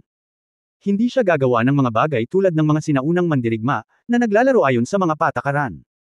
Sa madaling salita, ang babaeng Diablo na ito ay dapat maging maingat at maingat. Bumalik sa unan at gamitin ang kapangyarihan ng Shenlongtan para maghanap. Nang tumingin si Yang Yiyan sa kalangitan sa gabi, nakarinig siya ng ugong sa kanyang mga tainga, ngunit nalaman niyang malapit ng magising ang binata na walang malay sa gilid. Matapos mag-isip, sinipa niya ang isang maliit na bato at muli siyang natamba. Mas mabuting huwag na lang ipaalam sa kanya ang nangyari ngayong gabi. Bilang isang mabuting tao hanggang sa wakas, binuhat ni Yang Yiyan ang binata at isinakay sa kanyang sasakyan, kung hindi ay ma-free siya hanggang sa mamatay pagkatapos umalis sa gabi. Nang makitang nagpapagaling pa rin si Wumakyo, at namamasid na ang kanyang hininga ay tumatag at ang kanyang espiritong katawan ay nagiging mas at mas solid, si Yang Yiyan ay sa wakas ay gamaan. Ang mahika ng tubig ng buhay ay muling ipinakita. Dahil sa paggamit ngayong gabi ng Wumakyo, natuklasan ni Yang Yiyan na ang tubig ng buhay ay angkop din para sa paglilinang ng multo. Marahil ang mahika ng tubig ng buhay ay maaaring gamitin sa mas maraming lugar, na lahat ay kailangan niyang dahan-daang galugarin sa hinaharap. Pagkabalik, binigyan niya sina Qiaofo at Wumaxia ng isang patak ng pera, at hinayaan silang dalawa na makinabang mula rito. Ang tatlong ghost cultivator ay tinulungan siya ng maraming bagay. Habang naghihintay kay Wumakyo sa labas, nina si Yang Yiyo at inilabas ang kanyang espiritual na kamalayan upang makita kung sinasaktan pa rin ng bruhang si Hangfo ang mga tao sa malapit. Halatang hindi sa kanya ang fish pond at bahay dito. Malamang na ang orihinal na may-ari ay pinatay niya. Nang mailabas ang espiritual na kamalayan, ang sitwasyon ng 900 metro at iba pa ay lumitaw sa kanyang isip, ngunit wala siyang nahanap. Ang pinagkaiba lang ay ang fish pond sa harap niya. Sa isang pag-iisip sa kanyang isip, itinuro ni Yang Yiyo ang kanyang espiritual na kamalayan patungo sa fish pond. Sa susunod na segundo, ang buong katawan ni Yang Yiyo ay nagulat, at ang kanyang mga kamay ay kumaluskos ng mga buko. Dahil nakakita siya ng 8 bangkay sa fish pond na may lalim na 3 metro. Maliban sa isang lalaking nasa katanghaliang gulang na mukhang nasa edad 40, ang iba ay mga teenager sa kanilang 18s at 19s. Ang lahat ay payat at sinipsip ng tuyo ang kanilang dugo. Halata na silang lahat ay mga taong pinahirapan ng bruhang si Red Buddha at itinapon palabas ng fish pond. Evil creature, talagang aalisin kita sa susunod na makita-kita. Malungkot na sabi ni Yang Yiyan sa kanyang sarili. Saglit na nag-isip, nakahanap siya ng panulat at papel at nagsulat ng note at nilagay sa sasakyan ng binata na kanyang niligtas. Paggising niya, tatawag siya ng pulis at hahayaan ang mga patrol officers na humawak. Mga alauna ng umaga, ang boses ni Wumakyo ay tumunog mula sa likuran ni Yang Yiyan, "Sir." Sa pag-iisip tungkol sa mga bangkay sa fish pond at sa tumakas na mangkukulam, nalilito siya sa pag-iisip na hindi niya naramdaman na nasa likod niya si Wumakyo. Nang lumingon siya, nakita niya ang magandang si Wumakyo na nakatayo sa likuran niya. Sa sandaling ito, binigyan ni Wumakyo si Yang Yiyan ng ibang pakiramdam kaysa dati. Pagtingin sa magandang mukha nito, bumilis ang tibok ng puso niya. Si Wumakyo ay nakasuot ng sinaunang costume na siya ay nag-transform, na nagbigay kay Yang Yiyan ng pakiramdam ng isang Chinese ghost story. Bumubula ang kagandahan. Ang isang patak ng tubig ng buhay ay hindi lamang nagpagaling sa kanya mula sa kanyang mga sugat, ngunit naging mas matatag din ang kanyang espiritu. Bagamat kamukha ng normal na tao ang kanyang katawan noon, may ilusyon pa rin ito. Pero, ngayon parang totoong katawan na. Mula sa aura, parang ang cultivation ni Wumakyo ay nasa unang antas din ng foundation building, na napakabihirang. Ngayon sa buong Yunmen, maliban sa matandang si Jiexian at sa kanyang sarili, si Wumakyo lang ang may cultivation sa unang antas ng foundation building. Habang nakatitig kay Wumakyo, namula si Wumakyo at bumulong, "Sir." So, gumaling ka na ba? Nagising siyang na parang sa panaginip. Gusto ko rin magpasalamat kay Mr. C sa magandang kapalarang ibinigay niya sa akin. Ang mga pinsala ni Kier ay ganap na gumaling, at ang kanyang paglilinang ay bumuti. Malapit na siyang makalusot. Ang magandang kapalarang ipinagkaloob ni G. C ay nagbigay kay Kier ng isang tunay na espiritual na katawan. Sa hinaharap, si Kier ay magiging tulad ng isang normal na tao, na may pisikal na katawan, at makakain at makakainom ng pagkain. Naging mas masaya si Wumakyo habang nagsasalita siya. Mukha siyang mga 18 o 19 na taong gulang, ngunit sa mga mata ni Yang Yiyo, isa pa rin siyang lowly. Sa pagtingin sa kanyang masayang ngiti, mas nagustuhan siya ni Yang Yiyo. Ang marinig ang kanyang sinabi na ang isang patak ng tubig ng buhay ay nagbigay sa kanya ng isang tunay na espiritual na katawan, gayon paman, magkakaroon siya ng pisikal na katawan tulad ng isang normal na tao sa hinaharap, na isang magandang bagay. Siya ngumiti ng bahagya at sinabing, buti na lang ayos ka na. Mula ngayon, dapat na kayong tatlo ay bumalik sa punong tanggapan ng Yunmen para magsanay. Walang silbi si Kier, at ikinalulungkot kung mag-alala ka, naisip ni Wumakyo na hiniling siya ni Mr. C na bumalik sa punong tanggapan ng Yunmen para magsanay dahil hindi niya ito nagustuhan dahil hindi niya ito magawa, at agad siyang umiyak. Bakit ka umiiyak? Ang ibig kong sabihin ay pagkatapos mong pumunta sa Yunmen para magsanay ng mabuti, kailangan pa rin kitang protektahan ang kaligtasan ni Shanshan. Tsaka nasa bahay si Shanshan. Mayroon akong sariling mga kaayusan sa sinaunang kabisera. Huwag masyadong mag-isip. Tara, punta muna tayo sa villa. Nag-aalala si Qiaofu para sa iyo. Magiging masaya siya kung babalik ka. Inaliw ni Yang Yiyu si Wumakyo at hindi sinasadyang hinayla ang kamay ni Wumakyo. Nang hawakan niya ang maliit na kamay ni Wumakyo, talagang nagbigay ito sa kanya ng tunay na pakiramdam. Kamukhang kamukha ito ng isang totoong tao, ngunit medyo malamig, ngunit napakasarap sa pakiramdam na hawakan ang kanyang maliit na kamay. Namula si Wumakyo nang hawakan ni Yang Yiyu ang kanyang kamay, at umungol siya sa mahinang boses, at sinundan si Yang Yiyu. Pagkasakay ng sasakyan ay dumiretso ang dalawa sa villa. Kabanata 357 Loli. Halos 2:00 na ng madaling araw nang makarating sila sa villa. Pumunta si Yang Yiyu sa sekretong silid para pakalmean si Qiaofu. Kapag nakita ni Qiaofu si Wumakyo na bumalik, palagi siyang nakahinga ng maluwag, bumubulong na ipinaliwanag niya kay Wumakyo. Siya, labis na nagpasalamat kay Yang Yiyu at naging mas tapat. Naiintindihan ni Yang Yiyu si Qiaofu dahil isa rin siyang taong nagmamalasakit sa kanyang mga kamag-anak at kaibigan. Sa kabaligtaran, pinahahalagahan niya ang pagmamalasakit ni Qiaofu. Binigyan din niya si Qiaofu ng isang patak ng tubig ng buhay. Hayaan siyang gumaling sa kanyang mga sugat. Ang epekto ng tubig ng buhay sa paglilinang ng multo ay makikita sa Wumakyo. Ang isang patak ng tubig ng buhay ay sapat na upang ganap na mabawi si Qiaofu at gawin siyang isang tunay na espiritong katawan. Ang kanyang talento sa paglilinang sa hinaharap ay tiyak na nasa mas mataas na antas. Matapos umalis sa lihim na silid kasama si Wumakyo, hiniling ni Yang Yiyu kay Wumakyo na pumili muna ng silid na tirahan. Isa na siyang tunay na espiritong katawan, at tulad ng mga normal na tao, dapat din siyang magsaya sa buhay. Siya na mismo ang bumalik sa kwarto sa ikatlong palapag. Tatawagan sana niya sina Dugu Walking at Lu Zuoxi, ngunit abala siya hanggang madaling araw. Matapos mag-isip tungkol dito, nagpasya siyang kalimutan ito at maghintay hanggang bukas. Pagkatapos bumalik sa silid, hindi nag-practice si Yang Yan, ngunit umupo sa harap ng windowsill, binuksan ang bintana at tumingin sa mga bituin sa langit, iniisip ang susunod na plano. Mabuti sina Kier at Qiaofu. Ang paghihiganti ni Tang Long at Gu Siluo ay hindi na ipaghiganti, ngunit ang kalaban ay ang bruhang Red Buddha, na nakumpirma. Medyo nagsisi ako na niloko niya ako ngayong gabi at hinayaan siyang makatakas, ngunit hinding-hindi na siya hahayaan ni Yang Yiyan na makatakas sa susunod. Ang paghahanap ng mangkukulam ay hindi naiiba sa paghahanap ng karayom sa isang dayami. Pagkatapos ng insidenteng ito, ang bruhang si Red Buddha ay tiyak na magiging mapagbantay at hindi hahayaang mahanap siya ng madali. Marahil ay umalis na siya sa sinaunang kabisera sa sandaling ito. Para naman sa mangkukulam, bukas na lang niya matatawagan si Wunan para pakilyusan ang kapangyarihan ni Shen Longtan para hanapin siya. Ang bagay na ito ay natapos na sa ngayon. May dalawang apurahang bagay na susunod na gagawin. Malapit nang matapos ang taon. Ipinangako niya kay Baishan na pupunta siya sa Wudang para tulungan siya sa mga panloob na alitan sa Wudang. Ang pangalawang bagay ay ang bagay ni Zialu. Ayon sa kanyang hinuha, pupunta si Zialu sa paring Taoista na kumupkop sa kanya, o babalik sa kanyang bayan sa Ilog Yangtze kung saan siya ipinanganak.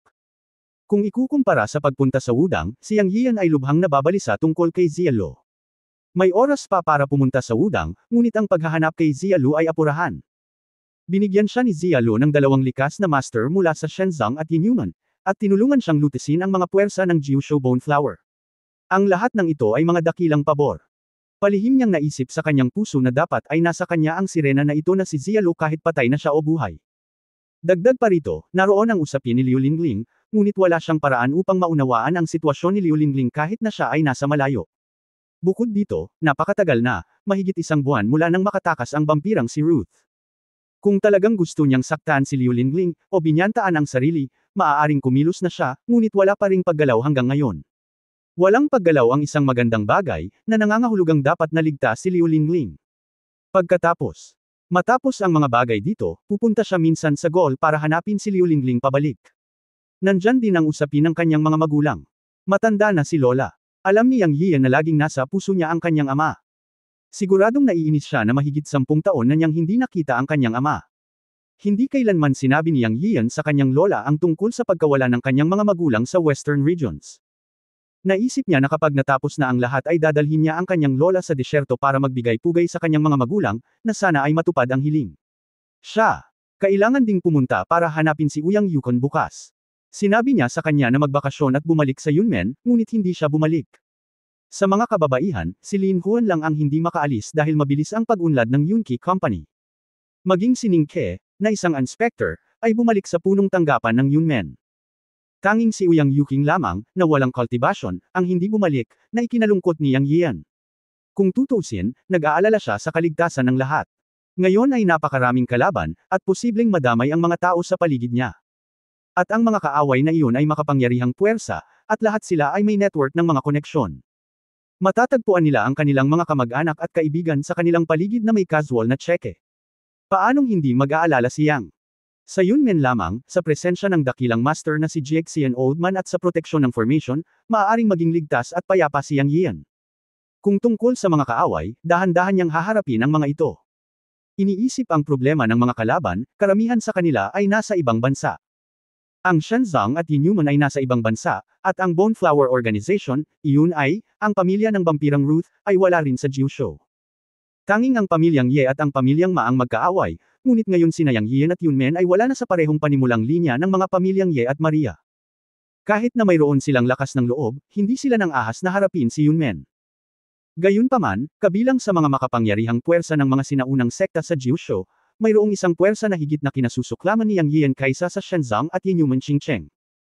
Pagkatapos ng Ancient Martial Arts Conference at Wuxiang Dojo, si Yuan Chenzi ang nagpakalat ng balita sa Shenzong at Yinyuman sa ibayong dagat, kaya nagpadala ang dalawang puwersa ng mga likas na master para guluhin siya, at si Zialu ang lumaban sa kanya, na nagresulta sa matinding pinsala at pagkawala ni Zialu.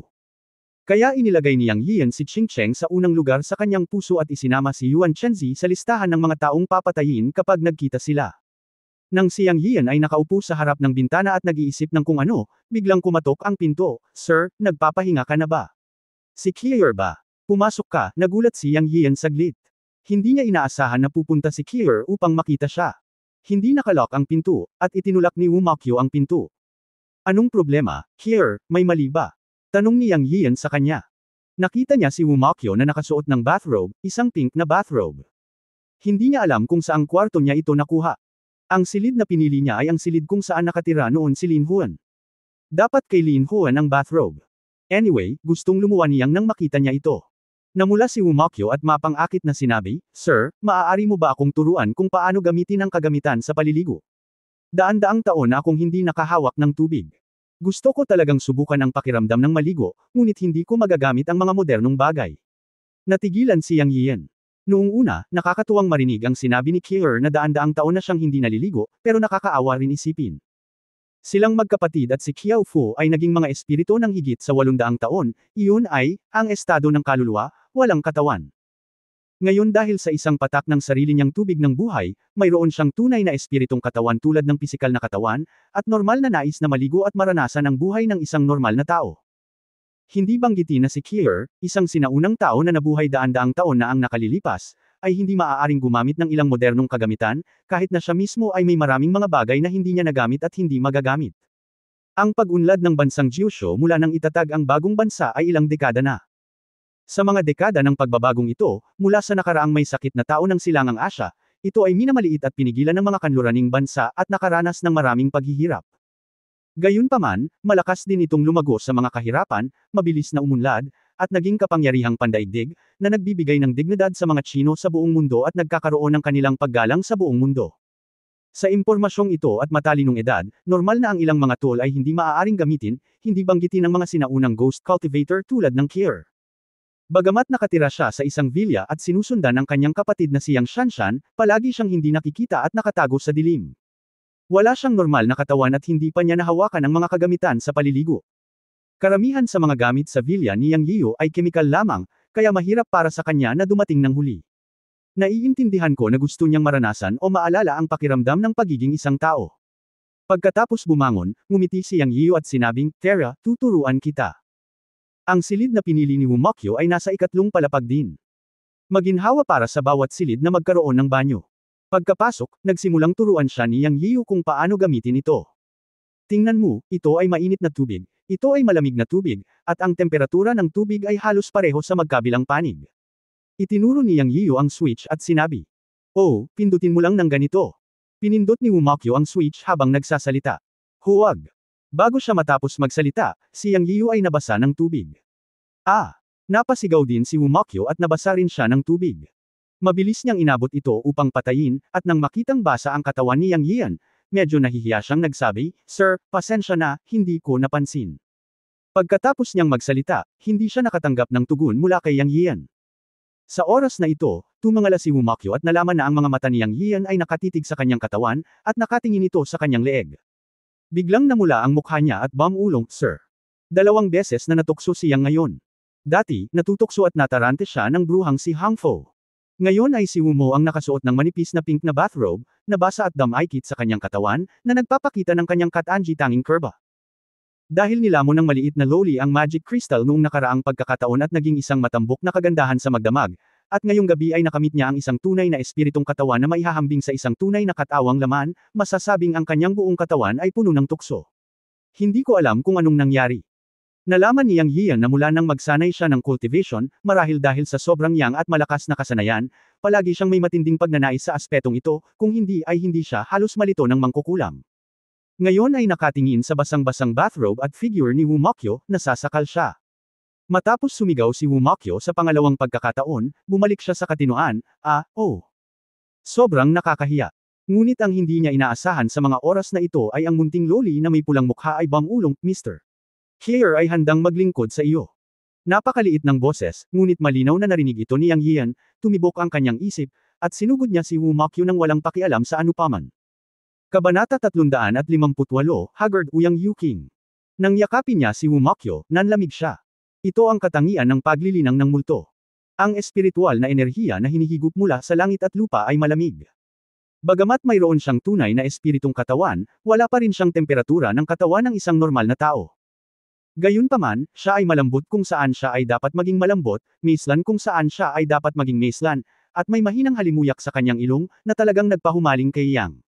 Nang lapitan niya si Wumakyo, kinailangan din niyang sumagot ng clumsily. Ngunit naramdaman niyang ang lamig sa buong Wumakyo, at ang init sa kanyang katawan ay unti-unting nawawala. Ang kanyang naging malinaw din ang isip sa lamig. Siya talagang may naisip na tanong sa puso niya, isang tanong na napaka-unnatural niya. Si Kier ay isang ghost cultivator. Napabuntong hininga si Yang Yiu. Siya palaging pakiramdam na hindi siya makaget over. Napaka-unnatural ng pakiramdam niya kapag nakipagtalik siya sa isang multo. Sa isang iglap, nawala ang init sa kanyang puso, at binitawan niya si Wumakyo. Well, Kier, ako. Babalik muna ako sa kwarto ko, maligo ka na." Pagkatapos sabihin iyon, umalis si Yang Yiu sa banyo na parang tumatakas ng hindi naghihintay ng reaksyon ni Kier, at tumakbo pabalik sa sarili niyang silid sa isang buntong hininga. Sa katunayan, siya ay isang normal na tao, at hindi niya nalampasan ang psikolohikal na hadlang pagkatapos ng lahat. Bagamat mayroon ng tunay na espiritong katawan si Kier tulad ng isang normal na tao, isa pa rin siyang ghost cultivator kung tutuusin, at walang laman at dugo, siya ay isang espiritong katawan. Kaya napaatras siya sa huling sandali. Nakatakas si Yang Yiyo, ngunit si Wu Mokyo, na nanatili sa banyo, ay tahimik. Bilang isang espiritong katawan sa loob ng mahigit 800 taon, bagaman walang pagmamahalan sa pagitan ng mga lalaki at babae, hindi ba niya ito nakita sa loob ng daan-daang taon? Hindi isang normal na tao, ngunit isang kaluluwa ng tao, mayroon siyang sariling mga iniisip, at mayroon ding magagandang ideya ng pagpapabata ng isang batang babae, na may mga emosyon at kamalayan. Mula sa araw na siya ay nasakop ni Yang Yiyo, nasa puso niya ang lalaking ito. Sa oras na iyon, hindi niya alam kung ano ang ibig sabihin nito, ngunit ngayon ay medyo nalilito at naiintindihan niya ito. Marahil ito ang pag-ibig na pinag-uusapan nila. Siya ay palaging masunurin kay Yang Yiyo at hindi kailanman naging hindi nasisiyahan, dahil alam ni Wu Mokyo na ngayon, maaari siyang maging basa tulad ng isang normal na tao at tamasahin ang kagalakan ng buhay pagkatapos ng higit sa 800 taon, lahat ay dahil kay Yang Yiyo. Payag siya. Naibigay ang lahat sa kanyang asawa. Nang tumalikod at umalis si Yang Yiyo, dumudugo ang puso ni Wu Mokyo. Binuksan niya ang gripo at inilagay ang sarili sa shower, nanginginig ang katawan. Bulong niya sa sarili, ayaw ba ako ng asawa dahil wala akong laman at dugo at isang munting multo. Habang nagsasalita siya, tumulo ang asol na luha mula sa kanyang mga mata. Banayad na asol. Tinitingnan ang sarili sa salamin, hinubad ni Wu Mokyo ang kanyang bathrobe. Lumitaw ang isang figure na hindi bababa sa mga nangungunang modelo sa TV, at mas mabuti pa. Ngunit tiningnan ni Wu Mokyo ang kanyang napakaganda at mapagmataas na figure sa salamin at sinabing, gaano man kaganda ang hitsura mo, hindi ka pa rin mamahalin ng master, isang ghost cultivator. Kalimutan ito, magsasanay ako ng 1,000 beses na mas mahirap kaysa sa iba sa hinaharap. Sasanayin ko ang Feng Doju sa pagiging perpekto. Sa oras na iyon, natural na magugustuhan ako ng master. Habang nagsasalita, pinag-krus ni Wu Mokyo ang kanyang dibdib gamit ang dalawang kamay. Hindi alam ni Yang Yiyo na hindi niya ito kayang lampasan sa kanyang puso. Hindi niya itinulak ang maliit na loli, na nagdulot ng psikolohikal na anino sa kanya, ngunit lumikha din ng isang henerasyon ng may pamagat na Ghost Emperor sa hinaharap. Sa sandaling ito, si Yang Yiyo ay nasa estado ng pagkalito. Nagkunwari siyang naka-cross-legged sa kama at nagmumuni-muni. Hindi siya mapakali. Tanging pagninilay-nilay ang makapagpapakalma sa hindi mapakali niyang isipan. Pagkaraan ng madaling araw kinabukasan, sa wakas ay kalmado na ang isipan ni Yang Yiyo pagkatapos ng isang gabing pagninilay-nilay. Lihim niyang sinisi ang sarili dahil hindi siya masyado, at sino ang nakakaalam kung anong pinsala ang may dudulot kay Kier. Pagbaba niya ay naamoy niya ang halimuyak ng pagkain. Sa isang kisap mata, lumabas si Wu Mokyo sa kusina na may hawak na mangkok ng lugaw. Ngumiti ito sa kanya at sinabing, "Sir, mag-almusal ka na." Palihim kong nakita si Sister Kiyo yun na nagluluto noon. Hindi ko alam kung bagay sa panlasa mo. Tila nakalimutan na niya ang nangyari kagabi, na may wagas ng ngiti sa labi. Sa kabilang banda, napahiya si Yang. Lumapit ito sa kanya at nagpasalamat, at nagsimulang kumain ng almusal. Sa buong proseso, hindi niya alam kung paano kakausapin si Kier. Pagkatapos uminom ng isang mangkok ng lugaw at kumain ng isang stack ng side dishes, sinabi pa rin niya, "Kier. Kagabi ako. Sir, masyado po kayong nag-aalala. Kasalanan ito ni Kier. Sana lang ay huwag mong itaboy si Kier sa hinaharap. Handa si Kier na maging maid mo habang buhay." Nakangiting sagot ni Wu Mokyo. Hindi kalmado si Yang Yiyo kagabi, at mas lalo pa siyang natahimik. Naisip niya ang isang bagay sa buong gabi, iyon ay, lakas. Sa pamamagitan lamang ng pagsasanay ng husto upang mapabuti ang lakas ay hindi ka malilimutan ng master. Siya, hindi mahuhuli ng mangkukulam at magdudulot ng gulo sa amo. Isa siyang ghost cultivator, hindi tulad ng ibang tao sa Yunmen, at dapat magsanay ng mas mabuti, at hindi na makapag-isip ng mga hindi makatutuhanang bagay. Kagabi, ibinaon niya sa kaibuturan ng kanyang puso ang kanyang pagmamahal sa kanyang amo.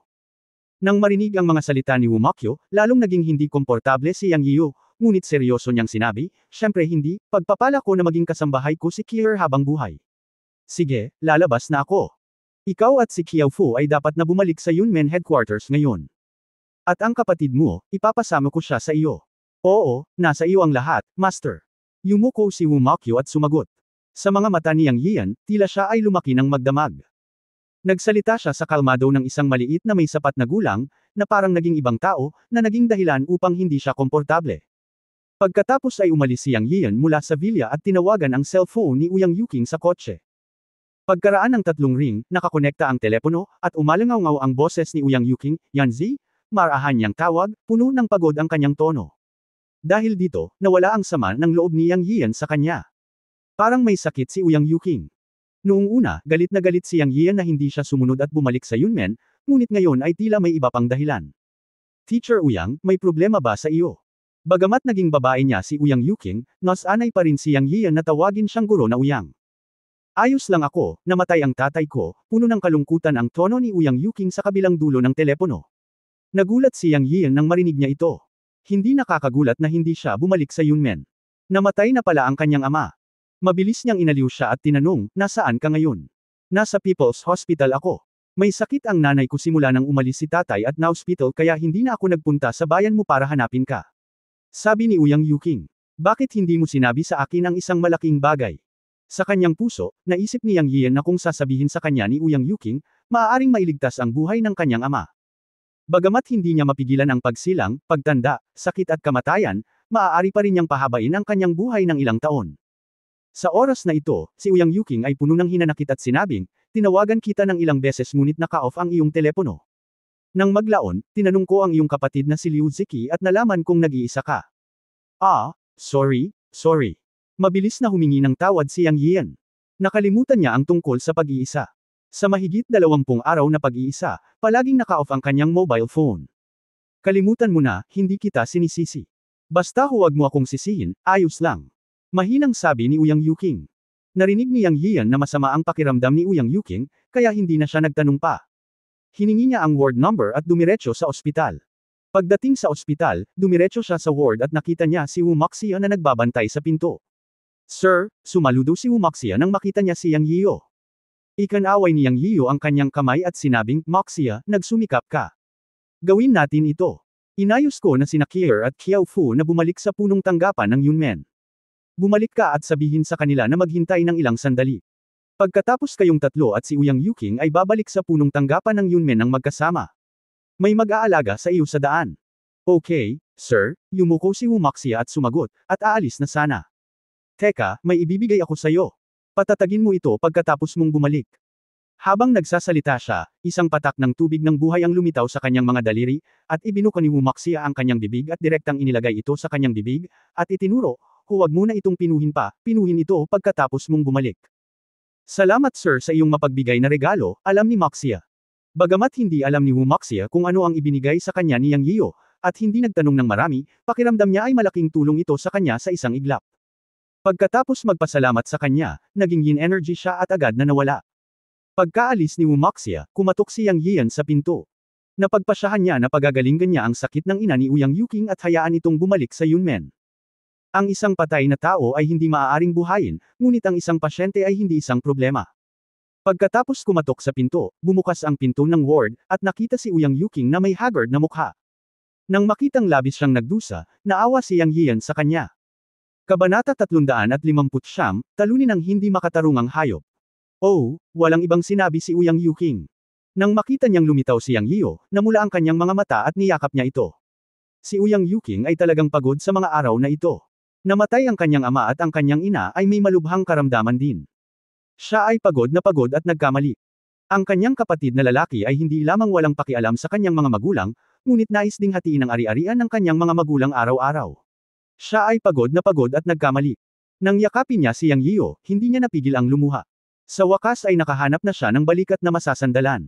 Saglit siyang inaliw ni Yang Yiyo, pinunasan ang kanyang mga luha at sinabing, huwag kang umiyak, pumasok ka at tingnan mo muna ang kalagayan ng iyong tiyahin.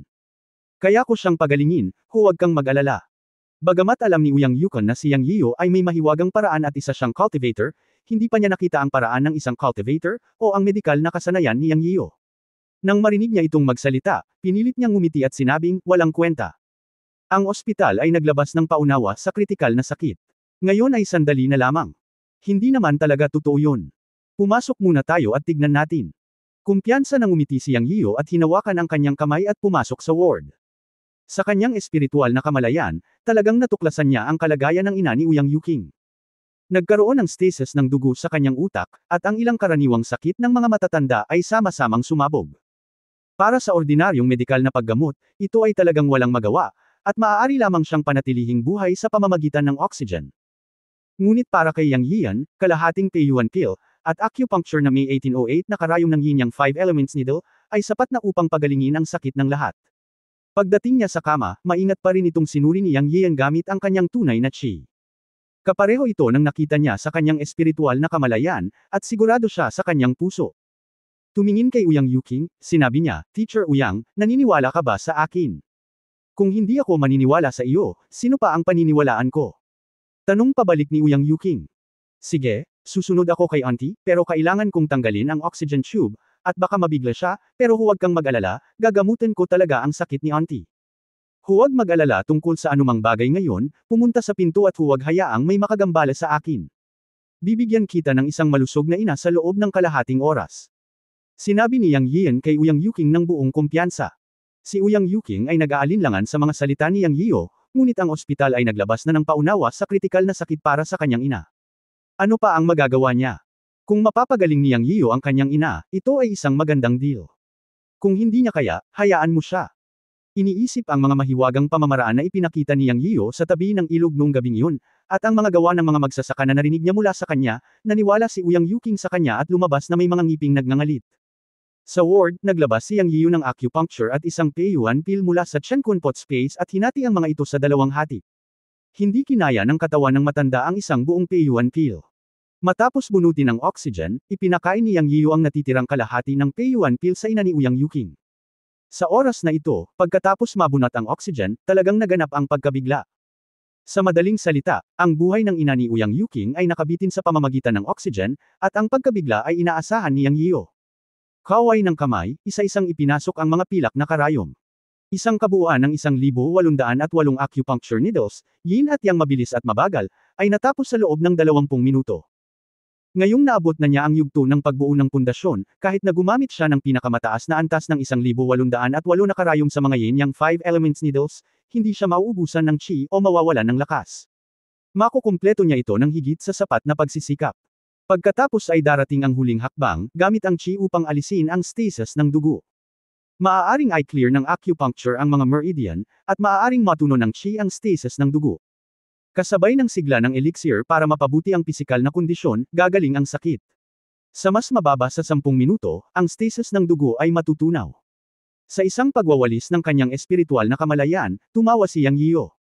Sa sandaling ito, natagpuan niya na ang mga function ng katawan ng matanda ay ganap na bumalik sa normal, at lahat ng nasa detector sa tabi ng kama ay normal. Hindi hihigit, walang kulang, eksaktong kalahating oras. Gayunpaman, hindi pa nagigising ang matanda. Ito ay dahil natutunaw niya ang kapangyarihan ng Peiyuan pill, tulad ng pagtulog ng mahimbing. Tinatayang ganap na siyang gagaling at madyay gising pagkalipas ng ilang oras. Matapos iligpit ang pilak na karayom, tumalikod si Yang Yiu at naglakad patungo sa pinto, handang tawagin si Ouyang Yuqing para pumasok at tingnan. Ngunit bago siya lumakad, narinig niya si Ouyang Yuqing na nakikipagtalo sa isang tao. Tanging boses ng matalas na babae ang nagsabi, Ouyang Yuqing, ano ang karapatan mo? Isa kang balo na may asawa, bakit mo naman ang ari-arian ng iyong mga magulang? Dapat mong ibalik ang ari-arian sa amin ngayon. Ate, sinabi ko na po na hindi ako kukuha ng bahay. Kahit ibigay sa akin ng mga magulang ko, hindi ko tatanggapin. Ngunit ang aking ama ay namatay lamang at ang aking ina ay nasa kama. Paano ako magkakaroon ng oras para sundan ka para ilipat ang ari-arian? I have to wait until my mother recover a little bit bago umalis, tama ba? Puno ng kawalan ng magawa ang tono ni Ouyang Yuqing. Humph, ito ay paglilipat lamang ng pagmamay-ari. Gaano ito katagal? Nakikita kong ayaw mo lang pumunta. Ouyang Yang, tignan mo, sabi mo pa magaling ang kapatid mo, tingnan mo, ayaw niya lang ibigay sa atin ang bahay. Ano ang ibig mong sabihin sa pagpunta pagkatapos na gumaling siya? Nakatakdang mamatay ang matandang babae. Ano ang magagawa mo kung wala kang pakialam sa isang araw? Nanggaling sa bibig ng babae ang mga sarkastikong salita. Nakakunot ang noo ni Yang Yiu habang nakikinig sa usapan ni Ouyang Yuqing. Tila ang panlabas na gate ay ang kanyang kapatid na lalaki at hipag. At ito ay para sa pag-aari ng kanyang mga magulang. Tila iniwan ng mga magulang ni Ouyang Yuqing ang bahay kay Ouyang Yuqing, kaya hindi natuwa ang kanyang kapatid na lalaki at hipag at dumating para manggulo. Sa oras na ito, sinabi ni Ouyang Yuqing sa malamig na boses, hipag, paano mo masusumpa si nanay ng ganito? Ang ospital ay naglabas ng paunawa sa kritikal na sakit. Buti sana kung hindi ka pumunta sa ospital para pagsilbihan at bantayan siya, pero pumupunta ka para pilitin akong humingi ng bahay araw-araw. Ano ang dahilan? Hayaan mong husgahan ng mga tao sa paligid mo. Malubha ang sakit ni nanay. Pwede na ba akong umalis sa ospital? Stop making excuses. Isa ka lang asawang balo. Anyway, hindi ka miyembro ng pamilya Uyang. Nataranta ang matanda at ang matandang babae. Bakit kailangan nilang ibigay sa iyo ang bahay? Ang iyong kapatid ay ang biological na anak. Hindi mo naman turn bilang isang may asawang balo na magmana ng ari-arian. Ang hipag ni Uyang Yuking ay nagsalita ng mas marahas. Sa oras na ito, may mga nakamasid na sa daan. Hindi na sila nakatiis. Ang ilang mga tao ay tumuro at sumigaw, ngunit sila ay pinaghiwa-hiwalay ng hipag ni Uyang Yuking, na pinagalitan sila na parang isang tuso. Pagkatapos ay sinabi ng isang babae sa matalas na boses, Uyang Yang, kunin mo ang kontrata. Sa oras na ito, binuksan ni Yang Yiyo ang pinto ng ward at lumabas. Nakita niya si Uyang Yuking na nanginginig ang buong katawan, nakasandaw sa dingding ng koridor na may galit na mukha. Sa tapat niya ay may isang lalaki at isang babae na nasa early 40s. Sila ay dapat na kapatid na lalaki at hipag ni Uyang Yuking. Hindi pa niya narinig na binanggit niya ang mga ito. Ang kapatid ni Uyang Yuking ay medyo umiwas at hindi naglakas loob na tingnan ang mga mata ng kanyang kapatid na si Uyang Yuking. May kinuha siyang dokumento sa isang itim na bag at ibinigay sa asawa. Ang lalaking ito, si Yang Yiyo, ay halatang henpek na asawa. Wala siyang katayuan o dignidad sa bahay at isang duwag na takot mabuli ng kanyang asawa. Sa kabilang banda, ang hipag ni Uyang Yuking ay isang matabang babae na may mukha na puno ng taba, karaniwang tatsulok na mga mata, isang mataba na katawan at makapal na mukha, ngunit napakamanipis na labi at napakapinong ngipin. Siya ay isang tipikal na walang puso at sarkastikong tao. Nakadilat ang mga mata, inagaw niya ang dokumento mula sa kamay ni Uyang Yang, inihagis ito sa mga bisig ni Uyang Yuking at sinabi sa matalas na boses, wala ka bang oras para ilipat ang ari-arian? Okay, ito ay isang transfer document. Pirmahan mo na. Pagkatapos nating pumunta doon, walang kinalaman sa iyo ang matanda at ang bahay ng matandang babae. Pirmahan mo na. Ikaw ay isang tagalabas, isang balo, at gusto mong pagnakawan ng ari-arian ng pamilya. Walang paraan. Okay, pipirmahan ko na. Bakas sa mukha ni Uyang Yuking ang desperado na tingin, at pipirmahan na niya ito. Nakinig si Yang Yiyan sa babaeng nagmumura kay Uyang Yuking na balo at binubuli siya, at ang kapatid ay hindi nang ahas na magsalita. Naisip na niya ang sanhi at bunga. Ang sarkastikong hipag ni Uyang Yuking na nag-iisa ay sumasalamin sa lahat. Maaaring ang mag-asawa ay hindi nag-aalaga sa mga matatanda, at si Uyang Yuking ang nag-aalaga sa parehong mga magulang, kaya ang bahay ay natural na iniwan kay Uyang Yuking ng kanyang mga magulang. O ang kapatid na lalaki at hipag ni Uyang Yuking ay nagkaroon ng away sa pamilya at naputol ang relasyon sa parehong mga magulang. Ngayon na ang isa sa mga matatanda ay namatay at ang isa ay may sakit, sila ay tumalon upang hingi ng ari-arian. Mukhang malungkot si Yang Yiyan. Karaniwan, hindi siya dapat nakikialam sa ganitong uri ng mga gawain sa pamilya, ngunit si Uyang Yuking ay babae na niya, kaya hindi siya maaaring mabuli. Teka, huwag kang pirma. Lumapit si Yang Yiyan at direktang pinahinto si Uyang Yuking. Nang makitang lumabas si Yang Yiyan, hindi na napigilan ni Uyang Yuking ang kanyang mga luha at bumagsak na parang ulan ng pear blossom. Talagang wala siyang magawa sa ganoong kapatid na lalaki at hipag. Gaya ng hula ni Yang Yiyan, ang magkapatid na lalaki at hipag ang naputol ang relasyon matapos mag-away ang kanilang mga magulang. Ngayong namatay ang kanyang ama, nagpakita sila sa libing, ngunit dumating sila upang hingi ng ari-arian. Dahil dito, hindi komportable si Uyang Yuking. Kung tutusin, sila ay kanyang mga kapatid na lalaki at mga hipag. Kung gusto nila ng bahay, ibibigay ito ni Uyang Yuking sa kanila, ngunit ang kanyang ina ay nakahiga sa kama ng ospital, ngunit dumating sila upang pilitin siya. Dumudugo ang puso ni Uyang Yuking. Ang kinasusuklaman ay takot na takot pa rin ang kanyang kapatid sa kanyang hipag at hindi umimik. Dumating si Yang Yiyan at binigyan siya ng hindi pa nagagawang pakiramdam ng seguridad. Sino ka? Nakahanap si Uyang Yuking ng gigolo para suportahan siya. O nagtutulungan ba sila para sakupin ang property? Napasigaw ang babae, labis na hindi nasisiyahan kay Yang Yiyo sa pagpigil kay Uyang Yuking sa pagpirma. Nang makita ng kanyang hipag na pinapahiya si Yang Yiyo, magsasalita na sana si Uyang Yuking, ngunit naputol ito ni Yang Yiyo, bayan mo na lang ako. Dapat gising na si tita. Pumunta ka sa ward at tingnan. Sigurado si Uyang Yuking na madyay gising ang kanyang ina, kaya tumalikod siya at tumakbo papasok sa ward nang walang pakialam sa kahit ano paman. Ikaw na walang hiyang balo, tumayo ka. Pinapatay mo ako. Sinumpa ng babae si Uyang Yuking bilang isang balo, at hahabulin na sana siya sa ward, ngunit sinampal ni Yang Yiyo ng walang pag-aalinlangan. Pagkatapos ay malamig niyang sinabi sa babaeng nakahandusay sa lupa at sumisigaw, hindi ako nananakit ng mga babae, pero ngayon, hahampasin ko ang isang halimaw na hindi kumikilos tulad ng tao. Kabanata 360 Ayaw mo bang bugbugin ako? Munting puting mukha, how dare you hit me? Tumayo ang babae pagkatapos sumigaw at hinawakan si Yang Yiyo, mukhang kakamo sa mukha ni Yang Yiyo. Sinaktan kita, isang walang pusong hayop. Nanlamig ang mukha ni Yang Yiyo at muli niya itong sinampal. Hindi naging magalang si Yang Yiyo sa pangalawang sampal. Walang pag-asa ang ganitong klaseng babae. Isang sampal ang nagpalipad sa kanyang mataba na katawan ng 3 metro, at ang kanyang bibig na puno ng ngipin ay na-spray out ng foam ng dugo. Ito ay para lamang sa kapakanan ni Uyang Yuking, dahil siya ay isang ordinaryong tao, kung hindi, ang sampal na ito ay pumatay sa kanya. Ang pagkabali ng kanyang mga ngipin sa lupa ay isang aral para sa kanya. Woo! Uyang Yang, panoorin mo ba akong binugbog hanggang mamatay? Sinigawan ng babae ang kanyang lalaki habang nakahandusay sa lupa, ngunit tumatagas ang kanyang mga salita. Sa oras na ito, tumingin ang kapatid ni Uyang Yuking sa kanyang asawa at lalakad na sana patungo kay Yang Yian. Gayunpaman, natakot siya sa nakamamatay na tingin ni Yang Yian at lumiit ang kanyang leeg at natigilan siya sa pwesto. Siya ang uri ng duwag na nakasanayan na pinamumunuan ng kanyang asawa. Siya ay mahiyain at hindi nang ahas na tamaan si Yang Yian. Basura ang duwag, papuntahin ko ang kapatid ko. Sinumpa ng babae ang kanyang lalaki at inilabas ang kanyang cellphone para may tawagan. Pinaikit ni Yang Yian ang kanyang mga mata at walang tigil na hinintay itong tumawag. Hoy kuya, nabugbog ako hanggang sa mamatay. Halika na dali, nasa ospital ako. Ibinaba niya ang telepono habang umiiyak, at pagkatapos ay sinumpa si Yang Yian nang hindi alam kung mabubuhay pa ba siya o mamamatay. Munting puting mukha, teka, hintayin mong dumating ang kapatid ko at hiwain ka at aipakin ka sa pagong. Pagkatapos sabihin iyon, tumingin siya sa kanyang lalaki at sinabi, at duwag ka, hintayin mong baliin ng kapatid ko ang iyong mga binti ng aso, nagalit siya dahil hindi ito ginawa ng lalaki. Pinaikit ni Yang Yian ang kanyang mga mata at humakbang pasulong at muling sinampal siya. Tumili ang babae na parang baboy na kinakatay. Muling susumpa siya, ngunit nang makita niya ang malamig na mga mata ni Yang Yiyo, nanginginig siya at biglang tumigil. Para kay Yuking ang sampal na ito. Babae ko siya at hindi mo siya pwedeng insultuhan. Pagkatapos magsalita ni Yang Yiyo, muli niya itong sinampal.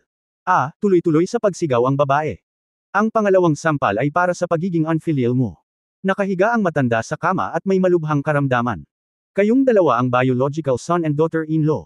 Hindi lang hindi mo siya inaalagaan, kundi pinag-aawayan mo ang ari-arian. Ang iyong biyenan ay kamamatay lamang at ang iyong biyenan ay may malubhang karamdaman. Nararapat bang magkagulo sa panahong ito? Sabihin mo sa akin, halimaw ba kayong dalawa? Pagkatapos magsalita ay muli niya itong sinampal. Ang mukha ng babae ay tinamaan ni Yang Yiyo mula sa lahat ng panig at naging isang tunay na ulo ng baboy. Ang pangatlong sampal ay para kang hindi makatao. Patuloy mong tinatawag ang iyong asawa na isang basura at duwag. Iyan ba ang dapat mong pag-alitan bilang asawa? Si Yang Yiyo ay may malamig na mukha at talagang gusto siyang sampilan hanggang mamatay. Napaluha ang babae, tinakpan ang mukha at dumura ng isa pang subo ng ngipin. Sa oras na ito, may mga nanunood sa koridor ng ospital. Sumigaw ang isang taong sinumpalang ng babae, magaling, ang ganitong uri ng babae ay nararapat na parusahan. Nakahinga ng maluwag ang mga nanunood sa koridor. Lumingon si Yang Yiyo at naghanda na kausapin ang kapatid ni Uyang Yukan. Ang taong ito ay nabuhay ng walang dignidad. Gayunpaman, isang boses ang tumunog sa kanyang likuran, kalimutan mo na ito, Yanzi. Boses iyon ni Uyang Yuking. Lumingon si Yang Yiyo at nakita si Uyang Yukan na inaalalayan ang kanyang inapalabas ng ward. Ang matandang babae ay nakabangon sa kama at nakalakad, at ang kanyang kutis ay tila bumuti at naging kulay rosas, na nangangahulugan na ang kanyang paggamot ay nakamit ang magagandang resulta. Sa pagkakataong ito, hindi naturuan ni Yang Yiyo ng leksyon ang kapatid ni Uyang Yuking. Lumabas ang matandang babae at hindi makalapit sa anak na nasa harapan niya. Sa opinyon ni Yang Yiyo, marahil ang kapatid ni Uyang Yuking ay hindi unfilial, ngunit ang kanyang pagkatao ay masyadong malambot at nakinig siya sa kanyang asawa sa lahat ng bagay, na humantong sa pagtatapos ngayon. Oo nga, nang makita ang matandang babae na lumalabas, ang kapatid ni Uyang Yuking na si Uyang Yang ay hindi napigil ang sumigaw, pagkatapos sumigaw, hindi niya namamalayan na sinulyapan ang kanyang asawa na nakaupo sa lupa at naging ulo ng baboy. Dahil sa eksenang ito, mas nakatitiyak si Yang Yiyo sa kanyang hula. Yang, ang pinakamalaking pagkakamali ng nanay at tatay mo sa buhay na ito ay ang mahanap ka ng mabuting asawa. Ang mga mata ng ina ni Uyang Yuking ay puno ng luha at pagkabigo. Nay! Nanginginig si Uyang Yang, at may gustong sabihin ngunit hindi niya magawa. Nasira ang buhay niya dahil sa mahina niyang pagkatao. Nakahanap siya ng asawa na sumupil sa kanya hanggang sa mamatay. Hindi naman sa ayaw niyang maging asawa, ngunit ang babaeng iyon ay may makapangyarihang kapatid, isang sikat na gangster sa sinaunang kabisera. Sa tuwing gusto niyang makipaghiwalay, ang bayaw ng gangster ay darating upang bugbugin siya, at pagbabanta ang papatayin ang kanyang anak, ang kanyang mga magulang, at ang kanyang kapatid na babae. Nahaharap sa banta na ito, lalo siyang naging duwag. Yuking, pirmahan mo ang property agreement. May pensiyon pa si nanay, na sapat na para pumunta ka sa nursing home. Ang hirap lang sa'yo. Napabuntong hininga ang ina ni Uyang Yuking. Sa kanyang puso, kahit na ang kanyang anak at manugang na babae ay naputol ang relasyon sa kanila, sila ay kanyang mga biological na anak kung tutuusin. Alam din niyang walang masamang intensyon ng kanyang anak. Ang pagkakamali ay nakilala niya ang isang manugang na nangongolekta ng utang. Kung hindi niya ibinigay ang bahay sa kanila, ang anak niyang si Uyang Yang ang magdurusa. Ma, okay lang. Susuportahan kita. Lumapit si Uyang Yuking na may pulang mata at kinuha ang kasunduan na nahulog sa lupa at naghanda na pirmahan ito. Magsasalita na sana si Yang Yiyo, ngunit naputol ito ng isang magaspang na boses. Sino ba naman ang ambisyoso na naglakas loob na saktan ang kapatid ko? Sa pagbagsak ng boses, isang grupo ng mga tao ang naglalakad sa koridor na mahigit 10 metro ang layo. Sila ay lahat ng ruffians at hindi mabuting tao sa unang tingin. Si Yang Yiyo ay nasa likod ni Uyang Yuking at nakita niya ang grupo ng mga tao na paparating, lalo na nang makita niya ang pinuno, isang malakas na kalbo, at bahagyang nakataas ang mga sulok ng kanyang bibig. Nagbago ang mga mukha ni Uyang Yuking at ng kanyang ina, at si Uyang Yang ay lalong hindi matiis, ang kanyang mukha ay kasing putla ng papel. Tanging ang babaeng nakahandusay pa rin sa lupa, iyon ay, ang hipag ni Uyang Yuking, ang sumigaw pagkatapos marinig ang boses na ito. Ang taong sinampal ni Yang Yiyo kanina at hindi nang ahas na huminga at nawala ng boses, ngayon ay nabuhay siya at sumigaw, Kuya, nandito ka na sa wakas, malapit na akong bugbugin hanggang mamatay, kailangan mong magdesisyon para sa akin, woo. Bulag ka ba, bakit hindi mo tulungang bumangon agad ang kapatid ko? Sabi ng kalbo sa mga taong nakapaligid sa kanya. Lumapit ang kalbo at ang kanyang grupo ng 12 taong gulang at tinakot ang mga tagalabas. Matapos tulungang bumangon, umiyak ang babae, Kuya, ang magandang batang iyon ang bumugbog sa akin, akala ng babae ay dumating na ang kanyang kapatid at malakas ang kanyang backer, kaya nagsimula na naman siyang magmura. Nanlamig ang mga mata ni Yang Yiyo, at humakbang siya pasulong. Ang sumunod ay sumulpot sa harap ng babae. This time itinaas niya ang paa niya at sinipa ang babae. Boom! Sa pagkakataong ito, sinipan ni Yang Yiyo ang babae ng diretso sa dingding, na nagdulot ng malakas na tunog. Ah, wow! Nagsuka pa siya. Ang baho ng bibig mo. Gusto pa nga siyang patayin ni Yang Yiyo sa pagkakataong ito, ngunit sa wakas ay nagpigil siya at binawi ang kalahati ng kanyang lakas sa sandali ng pagsipa. Kung hindi, hindi lang siya dumura ng dugo, ngunit talagang sisipain hanggang mamatay. Isang kislap lang ang naramdaman ng kalbo sa harap ng kanyang mga mata, at pinalayas ang kanyang kapatid. Natakot siya sa biglaang eksena. Hindi niya inaasahan na pagkatapos niyang makita ang makapangyarihang martial arts ng dalawang binata sa Bath Center noong nakaraan, mas makapangyarihan ang makakaharap niya ngayon. Gayunpaman, sa susunod na segundo, ang kalbo na lalaki ay nabigla sa lahat. Kitang-kita niya na ang kaharap niya ay ang Panginoon ng dalawang binata na bumugbog sa kanya sa Bath Center noong nakaraan. Sa oras na iyon, wala pang isang minuto ay natamba ng dalawang binata ang isang grupo nila. Malinaw niyang naalala na tinawag ng dalawang binata bilang master ang kaharap niya.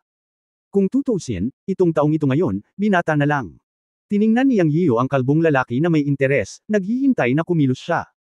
Ang kalbo at ang kanyang barkada ay walang iba kundi ang mga kalbong tulisan na dumating para kunin ang mga bayarin ng dalhin ni Dugu Wei at Wang Zongren ang matandang si Jiexien upang maligo sa Bath Center.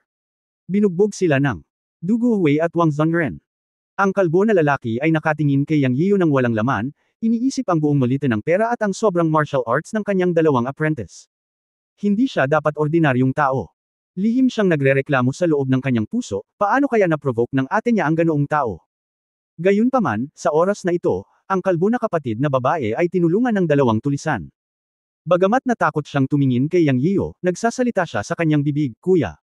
May pakialam ka ba? Pa. Sinagot siya ng sunod-sunod na sampal ng kapatid.